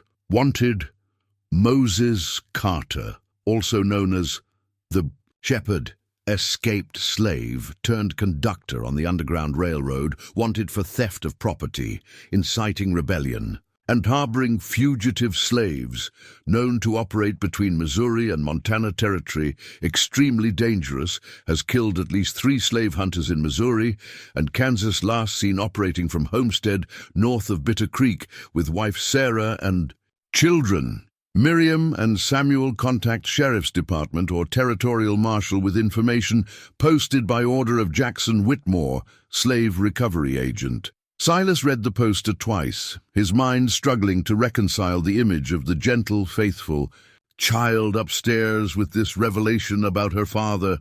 Moses Carter, if that was indeed Miriam's father, hadn't been simply another homesteader. He'd been a conductor on the Underground Railroad, helping escaped slaves reach freedom in Canada. More troubling still, the poster suggested he'd killed men who tried to stop him. "Where did this come from?" Silas asked quietly. "Territorial Marshal got it from a federal agent who's been tracking Underground Railroad activities throughout the region. Apparently this Moses Carter, or whoever he really was, had been moving escaped slaves through Montana for at least 2 years before the fire. And they think Miriam, they think she might know things. Routes, contacts, hiding places. They think her father might have shared information with her before he died." Tom's expression was grave. "Mr. McGraw, there are people who want that information, and they're not the kind of people who ask politely." Silas felt a chill, that had nothing to do with the winter air. If Miriam's father had indeed been involved in Underground Railroad activities, then her presence in Silver Ridge wasn't just a matter of local controversy. It was potentially a federal issue involving slave catchers, bounty hunters, and the kind of violent men who made their living tracking human beings. Does anyone else know about this? Sheriff Henderson knows. He's the one who asked me to bring it to you, says he wanted you to see it before anybody else in town gets word of it. Tom shifted uncomfortably. But Mr. McGraw, you should know that there's already been strangers asking questions around town. 2 men rode in yesterday, claiming to be cattle buyers, but they were asking awful specific questions about new arrivals and Negro families. What kind of questions? Whether anybody had seen a Negro child, maybe 10 years old, traveling alone or with companions. Whether any families had taken in strays recently. They were offering money for information. Silas's mind raced through the implications. If slave catchers were already in Silver Ridge, then Miriam was in immediate danger. But more than that, his own family was now at risk. Harboring the daughter of a wanted Underground Railroad conductor could be considered a federal crime, regardless of the humanitarian motives involved. Tom, I need you to be completely honest with me. What's the feeling among the ranch hands about this situation? Tom considered the question carefully. Most of the boys respect you enough to follow your lead, whatever you decide. But some of them are getting nervous about the attention this is bringing. Federal agents, bounty hunters, talk of rewards. It's making folks jumpy. And if I ask them to help protect Miriam? From what, sir? From anyone who might try to take her against her will. Tom's weathered face grew serious. Mr. McGraw, are you talking about fighting federal agents? Because that's a whole different kind of trouble than arguing with the town council. Before Silas could answer, they heard the sound of approaching horses. Through the barn door, they could see 2 riders making their way up the long drive toward the main house. Even from a distance, something about their posture and the way they scanned their surroundings suggested these weren't ordinary visitors. Speak of the devil, Tom muttered. Silas folded the wanted poster and put it in his coat pocket. Tom, I want you to gather the boys and have them stay close to the house today, and send someone to find Clara and Miriam. Tell them to stay inside until further notice. The 2 strangers proved to be exactly what Tom had suspected. They introduced themselves as cattle buyers from Kansas, but their hard eyes and the way they wore their guns suggested more dangerous occupations. The older of the 2, a lean man with graying hair and scars on his hands, did most of the talking. Mr. McGraw, we're looking for information about a Negro family that might have passed through this area in the past month or so. Heard tell you. Folks might have encountered someone matching that description. What kind of information are you seeking? We represent certain interests back east who are concerned about the whereabouts of some missing property. Nothing that should concern honest folks, but there might be a reward for helpful information. Silas studied the man's face, noting the cold calculation in his eyes. This wasn't someone motivated by concern for lost children or humanitarian principles. This was someone who made his living hunting human beings, and the distinction between legal fugitives and innocent orphans probably mattered very little to him. I'm afraid I can't help you, Silas said carefully. We haven't seen any Negro families passing through recently. The second man, younger but with the same predatory alertness, spoke for the first time. That's funny, because we heard from folks in town that you'd taken in a Negro child just a few days ago. Little girl, maybe 10 years old. Ah, Silas felt. The careful balance of truth and deception that would determine Miriam's safety. You must be referring to our new house servant. She's been with our family for several months now. It was a calculated risk, claiming Miriam as an established member of their household rather than a recent arrival. But it might provide some legal protection if these men were operating under federal warrants that specified particular fugitives. The older man's eyes narrowed. House servant? That's interesting, because the folks we talked to in town seem to think she was a recent addition to your household. People in town often have their facts confused about our private affairs. The tension in the air was thick enough to cut.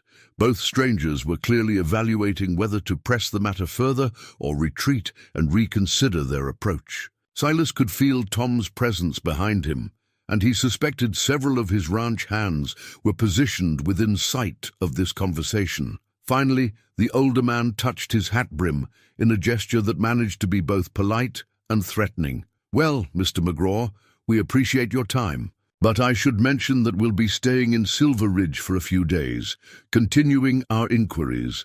Sometimes people remember things differently when they've had time to think." After the strangers departed, Silas found Clara and Miriam in the library, where Clara had been helping Miriam practice her penmanship. Both looked up expectantly when he entered, clearly sensing something significant had occurred. "Miriam," Silas said gently, settling into a chair across from where she sat at the writing desk, "I need to ask you some questions about your father. Important questions." The child's face grew wary. "What kind of questions?" Silas produced the wanted poster and spread it on the desk. Miriam's reaction was immediate and unmistakable. Her face went pale, her small hands clenched into fists, and her breathing became rapid and shallow. "That's Papa," she whispered. "Miriam, was your father involved in helping other people travel? North? People who were trying to reach Canada?" The child looked from the poster to Silas's face, her eyes wide with fear and uncertainty. When she spoke, her voice was barely audible. "Papa said I should never talk about the nighttime visitors. He said it was dangerous for everybody if people knew about them." Clara reached over to take Miriam's hand. "Sweetheart, you're safe here. But we need to understand what we're dealing with. There were people who came to our house sometimes, late at night. Mama would cook for them, and Papa would talk to them about routes and safe places. Papa called it God's work, helping people. Find freedom." Miriam's voice grew stronger as she continued. "He said that someday all people would be free, but until then good folks had to help where they could." "Did your father ever mention specific names or places?" "Some. He had a map hidden under a loose floorboard, with marks showing safe houses and dangerous areas. He made me memorize parts of it, in case something happened to him and Mama." Miriam paused, her small brow furrowed in concentration. "The men who came to talk to Papa said there were people hunting them, bad people who got paid for bringing escaped slaves back to their masters." The implications hit Silas like a physical blow. If Miriam possessed knowledge about underground, railroad routes and contacts, she wasn't just a humanitarian concern, she was a valuable prize for slave catchers and bounty hunters. Her father's work had made her a target, and bringing her into his home had made his entire family potential. "Targets as well. Papa," Clara said quietly, "what does this mean for us?" Silas looked at his daughter's worried face, then at Miriam's frightened eyes, and realized that their situation had just become far more dangerous than a simple disagreement with the town council. They were now harboring someone who possessed information that could be worth thousands of dollars to the right people, or the wrong people, depending on your perspective. "It means," he said finally, "that everything just got a lot more complicated." Outside, the two strangers could be seen riding slowly back toward town, their heads close together in conversation. They would return, Silas knew, and next time they might not be so polite about their inquiries. The stakes had just been raised beyond anything he'd anticipated when he'd agreed to help a shivering child in a park. Now he faced not just community disapproval, but potential violence from people who made their living tracking human beings. Yet, as he looked at Miriam's frightened face, he realized that the essential choice remained the same: protect an innocent child, or abandon her to forces that viewed her as nothing more than a source of profit. The moral equation hadn't changed, even if the practical dangers had multiplied beyond his worst fears.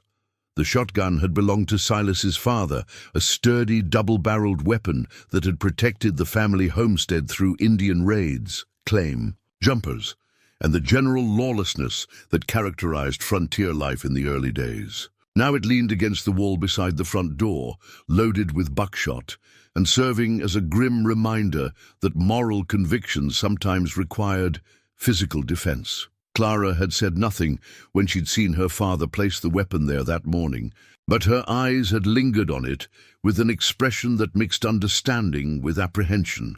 Mrs. Henley had crossed herself and muttered a prayer under her breath. Even Miriam seemed to understand the significance of the gun's presence, though. She said nothing about it directly. "Papa," Clara said as they sat around the breakfast table, "do you really think those men will come back?" "I think they'll do whatever they believe will get them the information they want." Silas buttered his biscuit with deliberate calm, though his attention remained focused on the windows and doors. Men like that don't give up easily when there's money involved. Tom Brennan had positioned ranch hands at strategic points around the property, ostensibly conducting normal winter maintenance, but actually serving as lookouts for unwanted visitors. The pretense fooled no one. Everyone understood that the McGraw ranch was now under a kind of siege, waiting for the next move from forces that operated by different rules than those governing normal community conflicts. "Mr. McGraw," Miriam said quietly, "I've been thinking about what those men want from me." "What kind of thinking?" "Papa taught me things about the roots and safe houses because he said knowledge could save lives if something happened to him and Mama. But maybe, if I told those men what they want to know, they'd leave you and Miss Clara alone." The suggestion hit Silas like a physical blow. Here was a 10-year-old child offering to sacrifice herself to protect the people who'd given her shelter. The moral courage implicit in such an offer shamed every adult concern about safety and consequences. "Absolutely not," Clara said firmly before Silas could respond. "We're not trading your safety for ours." "But Miss Clara, you didn't ask for this trouble. You just wanted to help a cold, hungry child. I can't be the reason bad things happen to good people." Silas set down his coffee cup and studied Miriam's earnest face. "Child, do you understand what would happen to you if those men got the information they want?" "I think so. Papa explained about slave catchers and what they do to people who help escaped slaves. He said they don't much care about the difference between guilty and innocent. They just want to collect their rewards." "Then you understand why giving them information isn't really an option. But keeping it might get all of us killed." The stark assessment came from such an unlikely source that it left the adults momentarily speechless. This child had clearly inherited her father's ability to see situations with brutal clarity, uncolored by wishful thinking or comfortable illusions. "Maybe," Silas admitted, "but some things are worth that risk." "What things?" "The kind of things your parents died for. The belief that all people deserve freedom and dignity, regardless of the color of their skin or the circumstances of their birth." Miriam considered this gravely. "Papa used to say that courage wasn't about not being scared. It was about doing what's right even when you are scared." "Your father was a wise man. He was also a wanted man, and that got him killed." Miriam's voice carried a weight that seemed too heavy for her small frame. "I don't want the same thing to happen to you because of me." Before anyone could respond, Tom Brennan appeared at the kitchen door, his expression tense.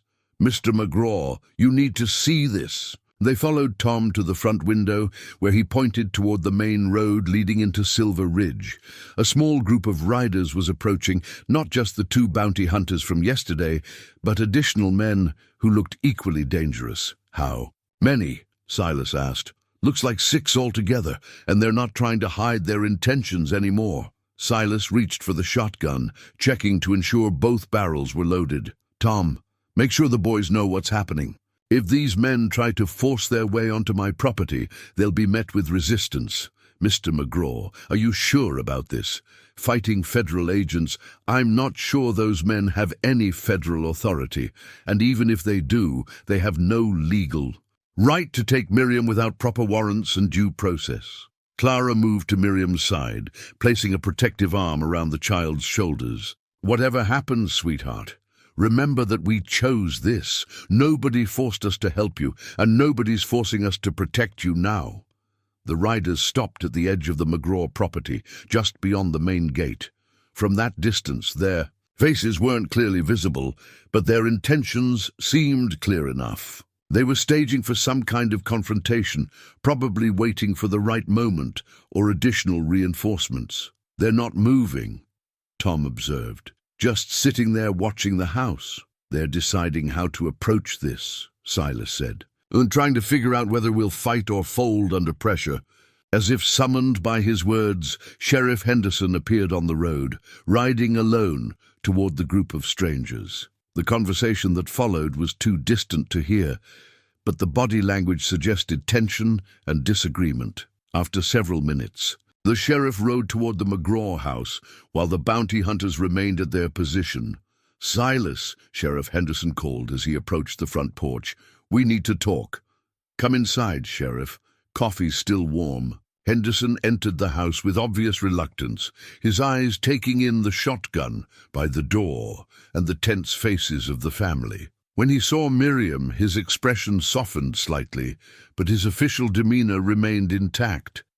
"Silas, those men out there claim to have federal warrants for the arrest of anyone harboring fugitive slaves or possessing information related to Underground Railroad activities. Have you seen these warrants? They showed me some papers, but I'm not sure about their authenticity. Federal documents can be forged, especially out here where it's hard to verify them quickly.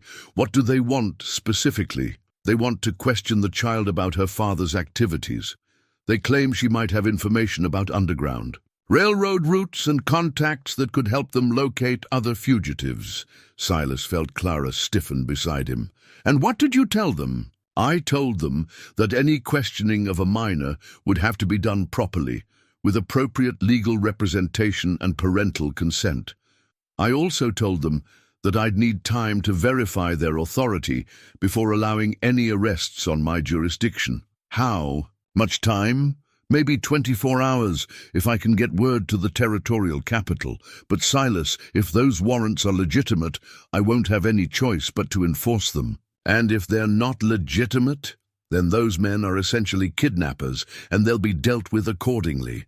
The conversation was interrupted by sounds from outside, horses moving, men talking in voices that carried clearly in the cold air. Through the window, they could see the bounty hunters had dismounted and were walking toward the house with purposeful strides. "Looks like they're not willing to wait for official verification," Tom said grimly. Silas picked up the shotgun and moved toward the door. "Sheriff, I'm formally requesting that you protect a child who's under my care from men who may or may not have legal authority to take her." "Silas, if they have federal warrants, then they can present them properly through official channels, with appropriate legal oversight. Until then, they're trespassers threatening a child."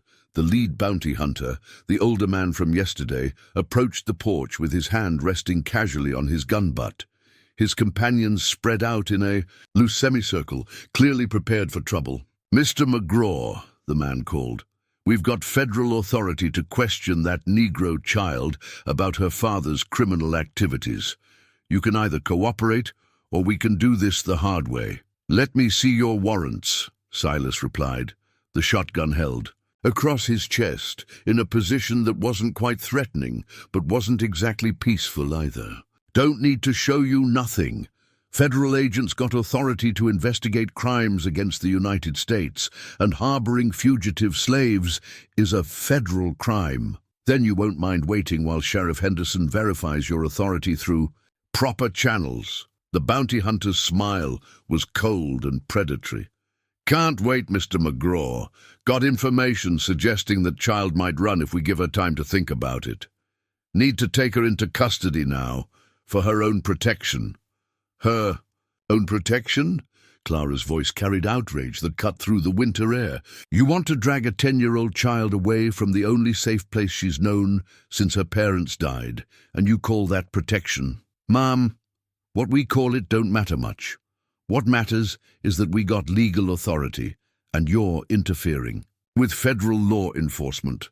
Silas felt the moment crystallizing around him like ice forming on still water. Everything came down to this choice: step aside and let these men take Miriam, or stand firm and face whatever consequences followed. He thought about Margaret and what she would expect of him.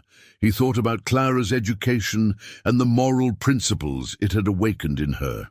He thought about Miriam's courage during her 60-mile walk through winter wilderness, and her faith that good people would help when help was needed. "Sheriff," he said without taking his eyes off the bounty hunters, "are you prepared to enforce whatever authority these men claim to have?" Henderson's face was troubled. "Silas, I need more time to verify." "You don't have more time." The lead bounty hunter interrupted. "Either you help us take that child, or you're obstructing federal law enforcement. Either way, we're not leaving here empty-handed." The tension stretched taut as a bowstring. 6 armed men faced one rancher with a shotgun, a sheriff caught between competing authorities, and a family that had chosen to make their stand on principle rather than convenience. In the distance, Silas could see some of his ranch hands moving into position, their own weapons visible but not yet raised. The peaceful winter morning had transformed into something that felt like the prelude to a battle, with a child's future hanging in the balance. "Last chance, Mr. McGraw," the bounty hunter called. "Send out that child, or we'll come in and get." "Gee!" Silas raised the shotgun to his shoulder, the click of the hammers being pulled back audible in the cold air. "Sheriff, I'm formally requesting protection for a child under threat from armed men who refuse to verify their claimed authority. As a citizen of this territory, I have the right to defend my family and property from unlawful intrusion." The die was cast. Whatever happened next would determine not just Miriam's fate, but whether moral courage could stand against the forces that viewed human beings as property to be bought, sold, and retrieved like wayward cattle. Behind him, Silas could hear Clara's voice speaking softly to Miriam, offering comfort and reassurance, even as armed men prepared to force their way into their home. The sound strengthened his resolve and reminded him that some battles were worth fighting regardless of the odds. The morning wind picked up, swirling snow around the feet of the men facing each other across the McGraw front yard. Somewhere in the distance, a church bell began to toll, calling the people of Silver Ridge to Sunday services where they would sing hymns about charity and pray for peace, while armed conflict threatened to erupt in their midst over the fate of one brave child who'd had the misfortune to be born the wrong color in a world that measured human worth by skin shade rather than character. The moment of reckoning had arrived. The standoff stretched across the frozen yard like a tableau of American tensions writ small, armed men facing each other over the fate of a child whose only crime was surviving her parents' death and seeking shelter among strangers. Silas could feel the weight of the shotgun in his hands, its familiar heft both comforting and terrifying, as he realized that the next few minutes would define everything that followed. "You're making a mistake, Mr. McGraw," the lead bounty hunter called, his voice carrying the practiced authority of someone accustomed to intimidating resistance into submission. "That child is federal property now, evidence in a case involving crimes against the United States. You interfere with us, you're interfering with federal law enforcement." "Show me the warrants," Silas repeated, his voice steady despite the adrenaline coursing through his veins. "Show me proper documentation of your authority, signed by a federal judge and properly witnessed." The bounty hunter's hand moved closer to his gun. "Don't need to show you nothing, old man. Just step aside and let us do our job." Behind Silas, he could hear Clara's voice speaking softly to Miriam, though he couldn't make out the words. The sound reminded him that this confrontation was about more than legal technicalities or federal authority. It was about whether a terrified child would be dragged away from safety by men who viewed her as nothing more than a source of profit. Sheriff Henderson stepped between the two groups, his face grave with the weight of impossible choices. "Now hold on, everybody. Let's not do something we'll all regret. I've sent word to the territorial capital about these warrants. Until I get confirmation, Sheriff, you're either with federal law enforcement or you're against it, the bounty hunter interrupted. Ain't no middle ground when it comes to fugitive slave laws. There's also no middle ground when it comes to protecting children from kidnappers, Clara said sharply, appearing in the doorway behind her father. Which is what you are if you can't prove your authority. The tension ratcheted higher as one of the younger bounty hunters shifted position, his hand moving to his gun grip. Silas tracked the movement through his peripheral vision while keeping his shotgun trained on the leader. "Ma'am, you best watch your tongue," the young man said. "Federal agents don't take kindly to being called kidnappers." "Then prove you're—" "Federal agents," Clara replied, her voice carrying steel that would have made Margaret proud. "Show us documents, provide references, do something other than wave guns around and make threats." The lead bounty hunter's patience was clearly wearing thin. "All right, folks, fun time's over. We're taking that child with us one way or another. You can make this easy or you can make it hard, but either way."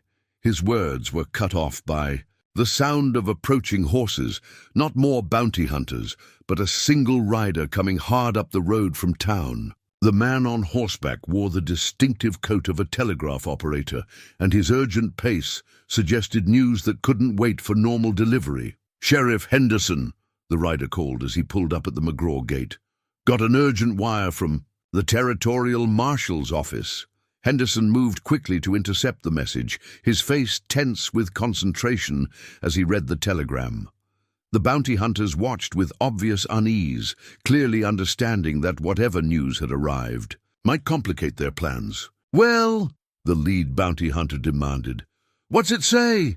Henderson looked up from the telegram, his expression shifting from uncertainty to grim determination. "Says here that the Territorial Marshal's office has no record of federal warrants being issued for Underground Railroad investigations in this region. Says any men claiming such authority without proper documentation should be arrested as possible kidnappers or confidence men." The words hit the assembled group like a physical blow. Silas felt his grip on the shotgun tighten as the implications sank in. These men weren't federal agents at all, just bounty hunters trying to use the threat of federal authority to intimidate resistance. "That's impossible," the lead bounty hunter said, but his voice carried less conviction than before. "We got our authority from—" "From who?" Henderson demanded, his hand now resting on his own weapon. "Because according to this telegram there are no legitimate federal agents operating in this region, and any warrants related to Underground Railroad activities would have been filed with the Territorial Marshal's office." The younger bounty hunters began looking nervously at their leader, clearly understanding that their situation had just become much more dangerous. Impersonating federal agents was a serious crime, one that could result in lengthy prison sentences for all involved. "Now you listen here, Sheriff," the leader began, but his bluster was fading as the legal ground shifted beneath his feet. "No, you listen," Henderson replied, his voice carrying new authority. "I'm placing all of you under arrest for impersonating federal officers, threatening citizens, and attempted kidnapping. You have the right to surrender your weapons and submit to lawful arrest." For a moment, the situation teetered on the edge of violence. 6 desperate men faced with arrest against one sheriff, one rancher, and whatever support the McGraw ranch hands might provide. The mathematics of firepower were roughly equal, but the moral mathematics had shifted decisively. The lead bounty hunter's eyes darted between Henderson's determined face and Silas's unwavering shotgun, clearly calculating odds and options. His men waited for orders, their hands hovering near their weapons, but not yet committed to violence. "You're making a big mistake, Sheriff," he said finally. "These warrants are legitimate, and the people we represent don't take kindly to interference." "Then those people can take up their complaints with the Territorial Marshal," Henderson replied. "Right now, you're under arrest for crimes committed in my jurisdiction." The standoff stretched for several more heartbeats, with wind whistling around the buildings and snow beginning to fall more heavily.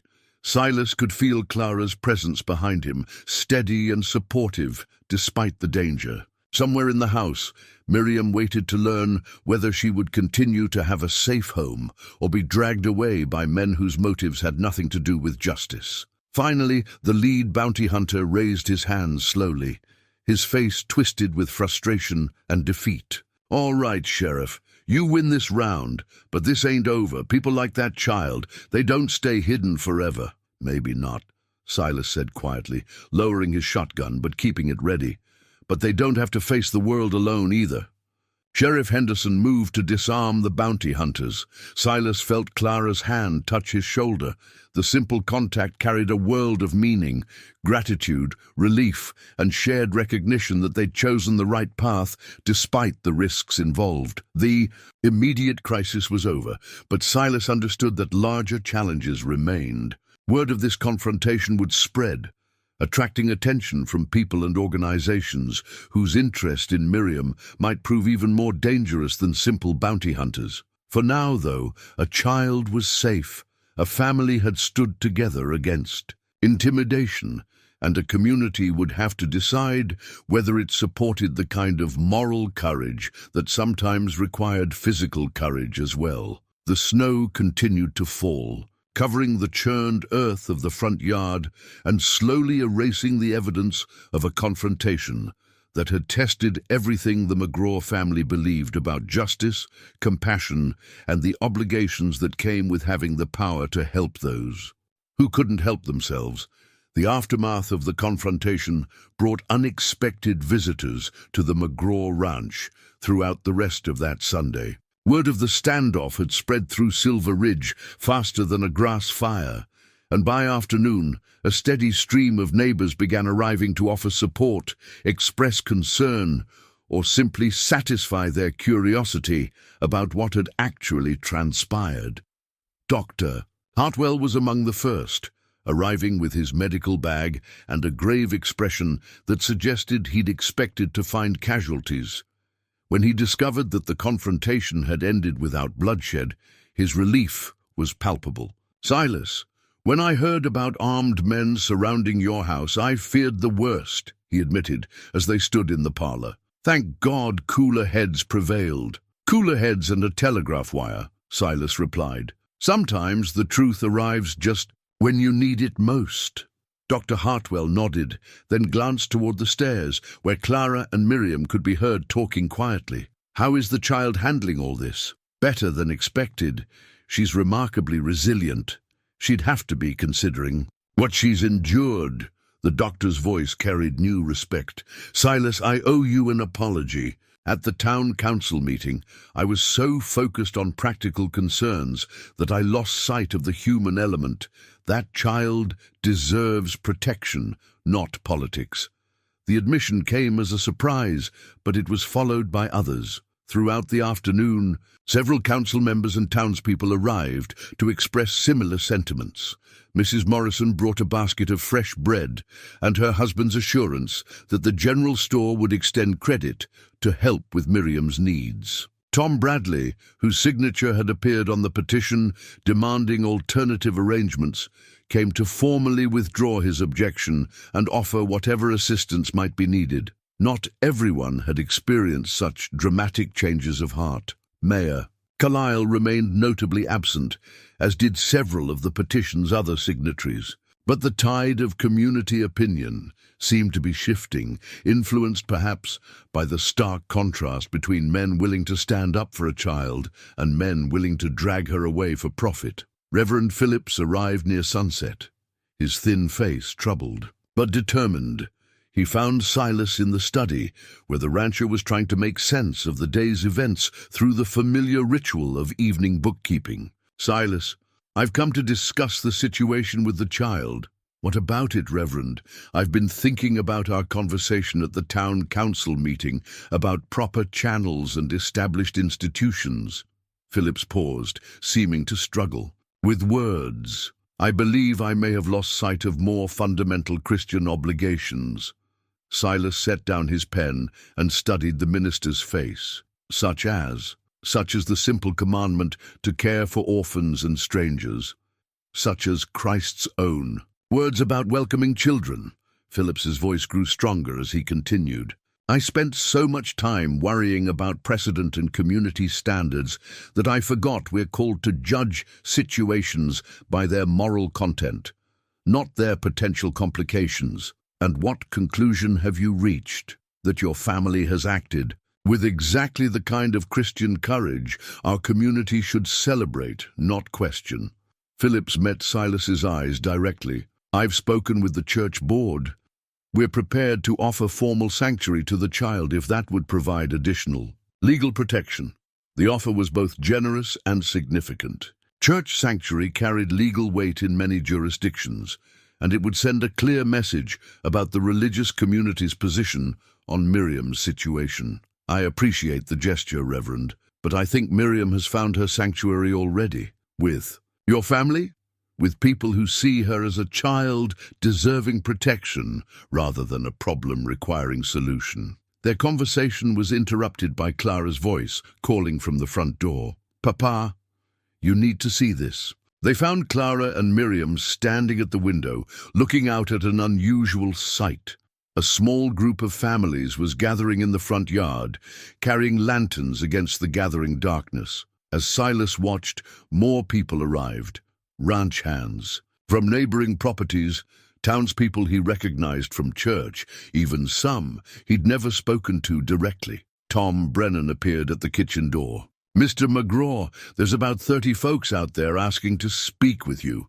They say they want to show support for what you did today. Silas stepped onto the front porch, Clara and Miriam beside him, and found himself facing a group that represented a cross-section of the Silver Ridge community. Men and women, young and old, ranchers and merchants and laborers, all standing together in the snow with expressions that mixed determination with something approaching reverence. Mr. McGraw, called out Sarah Jenkins, whose husband worked one of the smaller spreads east of town. We heard what happened here today. We wanted you to know that not everyone in this community thinks property values matter more than protecting children. Murmurs of agreement rippled through the group. Someone in the back called out, "You did right, Silas." Another voice added, "That child's got a home here as long as she needs one." Dr. Hartwell stepped forward, his medical bag still in his hand. "Silas, we've been talking among ourselves, and we want to make something clear. Any man willing to face down armed kidnappers to protect a child has our complete support. And any child with that kind of courage and faith has a place in this community." The sentiment was echoed by others in the crowd. Families offered assistance with Miriam's education, women volunteered to help with clothing and other necessities, and men pledged to help protect the McGraw property from any future threats. As Silas looked out at the faces illuminated by lantern light, he realized that the confrontation with the bounty hunters had accomplished something he'd never expected. It had forced the community to declare its values openly, to choose between comfort and conscience in a way that couldn't be avoided or postponed. "Thank you," he said simply, "all of you. Today has reminded me that Silver Ridge is more than just a place where people happen to live. It's a community bound together by shared values and mutual obligations." Miriam stepped forward, her small voice carrying clearly in the cold air. "I want to thank everyone too. I never expected to find so many good people in one place. My mama always said that angels don't always have wings. Sometimes they just have kind hearts and brave souls." The simple statement brought tears to many eyes and smiles to all faces. This child, who had lost everything and walked 60 miles through winter wilderness, had somehow become the catalyst for a community's moral awakening. As the crowd dispersed, families calling out final words of support and encouragement, Silas felt Clara's hand slip into his. "Papa, I'm proud of you, and I think Mama would be proud too." "I hope so," he replied quietly. "I surely hope so." Behind them, warm light spilled from the windows of the house that had become not just a shelter but a home for a family that had rediscovered its moral courage and for a remarkable child. whose journey had led her to exactly the place where her faith in human goodness could be rewarded and her exceptional character could flourish. The immediate crisis had passed, but something deeper and more lasting had taken root in Silver Ridge. The understanding that true community meant protecting the vulnerable, even when protection required sacrifice and courage that many would prefer to avoid. Spring arrived in Silver Ridge with the gradual persistence that characterized all meaningful change, slowly at first, then with gathering momentum that transformed the landscape in ways both subtle and profound. The snow that had witnessed armed confrontations and moral reckonings melted into rich earth that promised new growth, new possibilities, and new understanding of what a community could become when it chose courage over comfort. 6 months had passed since that December morning, when Clara had spotted a shivering child on a park bench and spoken the words that changed everything. The town that had once debated whether to provide shelter for an orphaned girl now found itself transformed by the simple act of choosing compassion over convenience. Miriam had grown in more ways than simple physical stature, though she had certainly done that as well. Good food, warm shelter, and the security of knowing she was valued had allowed her natural intelligence and resilience to flourish. She could now read at a level that surpassed many adults. Her mathematical skills impressed Dr. Hartwell during his informal examinations, and her writing showed a maturity of thought that reflected both her traumatic experiences and her innate wisdom. More importantly, she had become Clara's sister in every way that mattered. The two were inseparable, sharing books and ideas, working together in the garden that Margaret had once tended, and planning the kind of future that seemed impossible just months earlier. Clara's education had given her the tools to recognize injustice, but Miriam's courage had taught her how to act on those recognitions with grace and determination. The transformation extended beyond the McGraw household. Dr. Hartwell had established a small school in his home, teaching reading and mathematics to children whose families couldn't afford formal education. Reverend Phillips preached sermons that emphasized practical Christian charity over theoretical moral posturing. Even Mayor Carlisle, after months of watching the community prosper rather than suffer from its act of collective courage, had grudgingly admitted that some risks were worth taking. The most significant change, however, was in Silas himself. The man who had once measured decisions primarily by their practical consequences had discovered that moral courage brought its own rewards. His relationship with Clara had deepened as they'd shared the experience of standing for something that mattered more than social approval. His standing in the community had actually strengthened rather than weakened, as people recognized the kind of leadership that put principles before politics. On this particular spring morning, Silas found himself in the same position he'd occupied 6 months earlier, standing at his study window, contemplating the landscape and reflecting on the choices that had brought him to this moment. But instead of the isolated contemplation of a man unsure about his daughter's moral convictions, he now shared the window with both Clara and Miriam, the three of them watching Tom Brennan work with a new colt in the far pasture. "Papa," Clara said, "I received another letter from Miss Winthrop yesterday." "Oh, what news from Boston?" "She's invited Miriam and me to visit the academy this summer. She wants to introduce Miriam to some of the professors, see about arranging advanced tutoring in subjects we can't teach her here." Silas felt a familiar tightness in his chest. Not the fear of losing his daughter to Eastern influences, but the more complex emotion of watching someone you love grow beyond the boundaries you can provide. "And what do you think of the idea?" "I think it would be wonderful for Miriam's education, but I also think her real education is happening right here, learning about courage and community and what it means to belong somewhere." Miriam, who had been quietly sketching the scene outside, looked up with the serious expression that had become her trademark. "Miss Winthrop sounds very kind, but I don't want to go anywhere that might separate me from my family." The simple, statement, my family, still had the power to move Silas profoundly. This child, who had lost everything and walked 60 miles through winter wilderness, seeking nothing more than basic survival, had found not just shelter but belonging in ways that transcended blood relationships. You could never be separated from us, Clara said firmly. Whether you go to Boston for advanced studies or stay here to help Papa with the ranch books, you're part of this family forever. Besides, Silas added, Miss Winthrop's invitation suggests visiting, not relocating.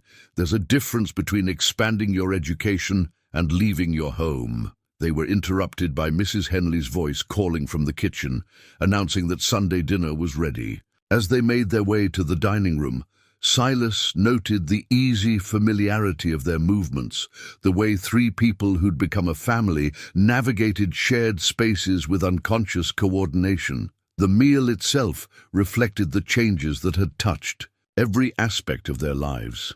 Mrs. Henley had prepared roast beef with vegetables from the garden that Clara and Miriam had planned together, using recipes that combined Margaret's traditional methods with innovations the girls had discovered in books from the expanded library.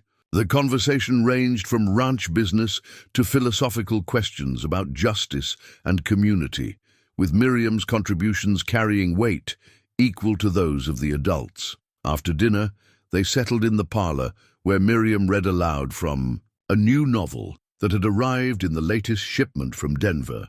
Her voice filled the warm room with images of distant places and imagined adventures. But Silas found himself thinking that no fictional tale could match the real adventure they'd lived through together. As evening approached, Clara and Miriam went upstairs to work on a letter to Miss Winthrop, leaving Silas alone with his thoughts and the familiar weight of decisions that would shape the future. But unlike 6 months ago, these decisions felt less burdensome, because they were made within the context of clear values and shared commitment. He moved to Margaret's portrait above the fireplace, studying her gentle smile and wise eyes. "Well, my dear," he said quietly, "I think you would approve of how things have turned out. Our daughter has become the kind of woman you hoped she'd be, intelligent, compassionate, and brave enough to act on her convictions. And we've gained another daughter who reminds me daily that grace often comes disguised as adversity." Outside, the spring evening was settling over Silver Ridge, with the promise of warmth and growth after a long, hard winter. In houses throughout the town, families were sharing their own Sunday dinners and making their own plans for the future. But in many of those conversations, there would be references to the winter when their community had been tested and had chosen to stand for something that mattered more than comfort or convenience. The transformation hadn't been completed in a single confrontation or resolved with one act of courage. Like all meaningful change, it had required sustained commitment, daily choices to live up to proclaimed values, and the willingness to accept that moral growth often came with complications that couldn't be anticipated or avoided.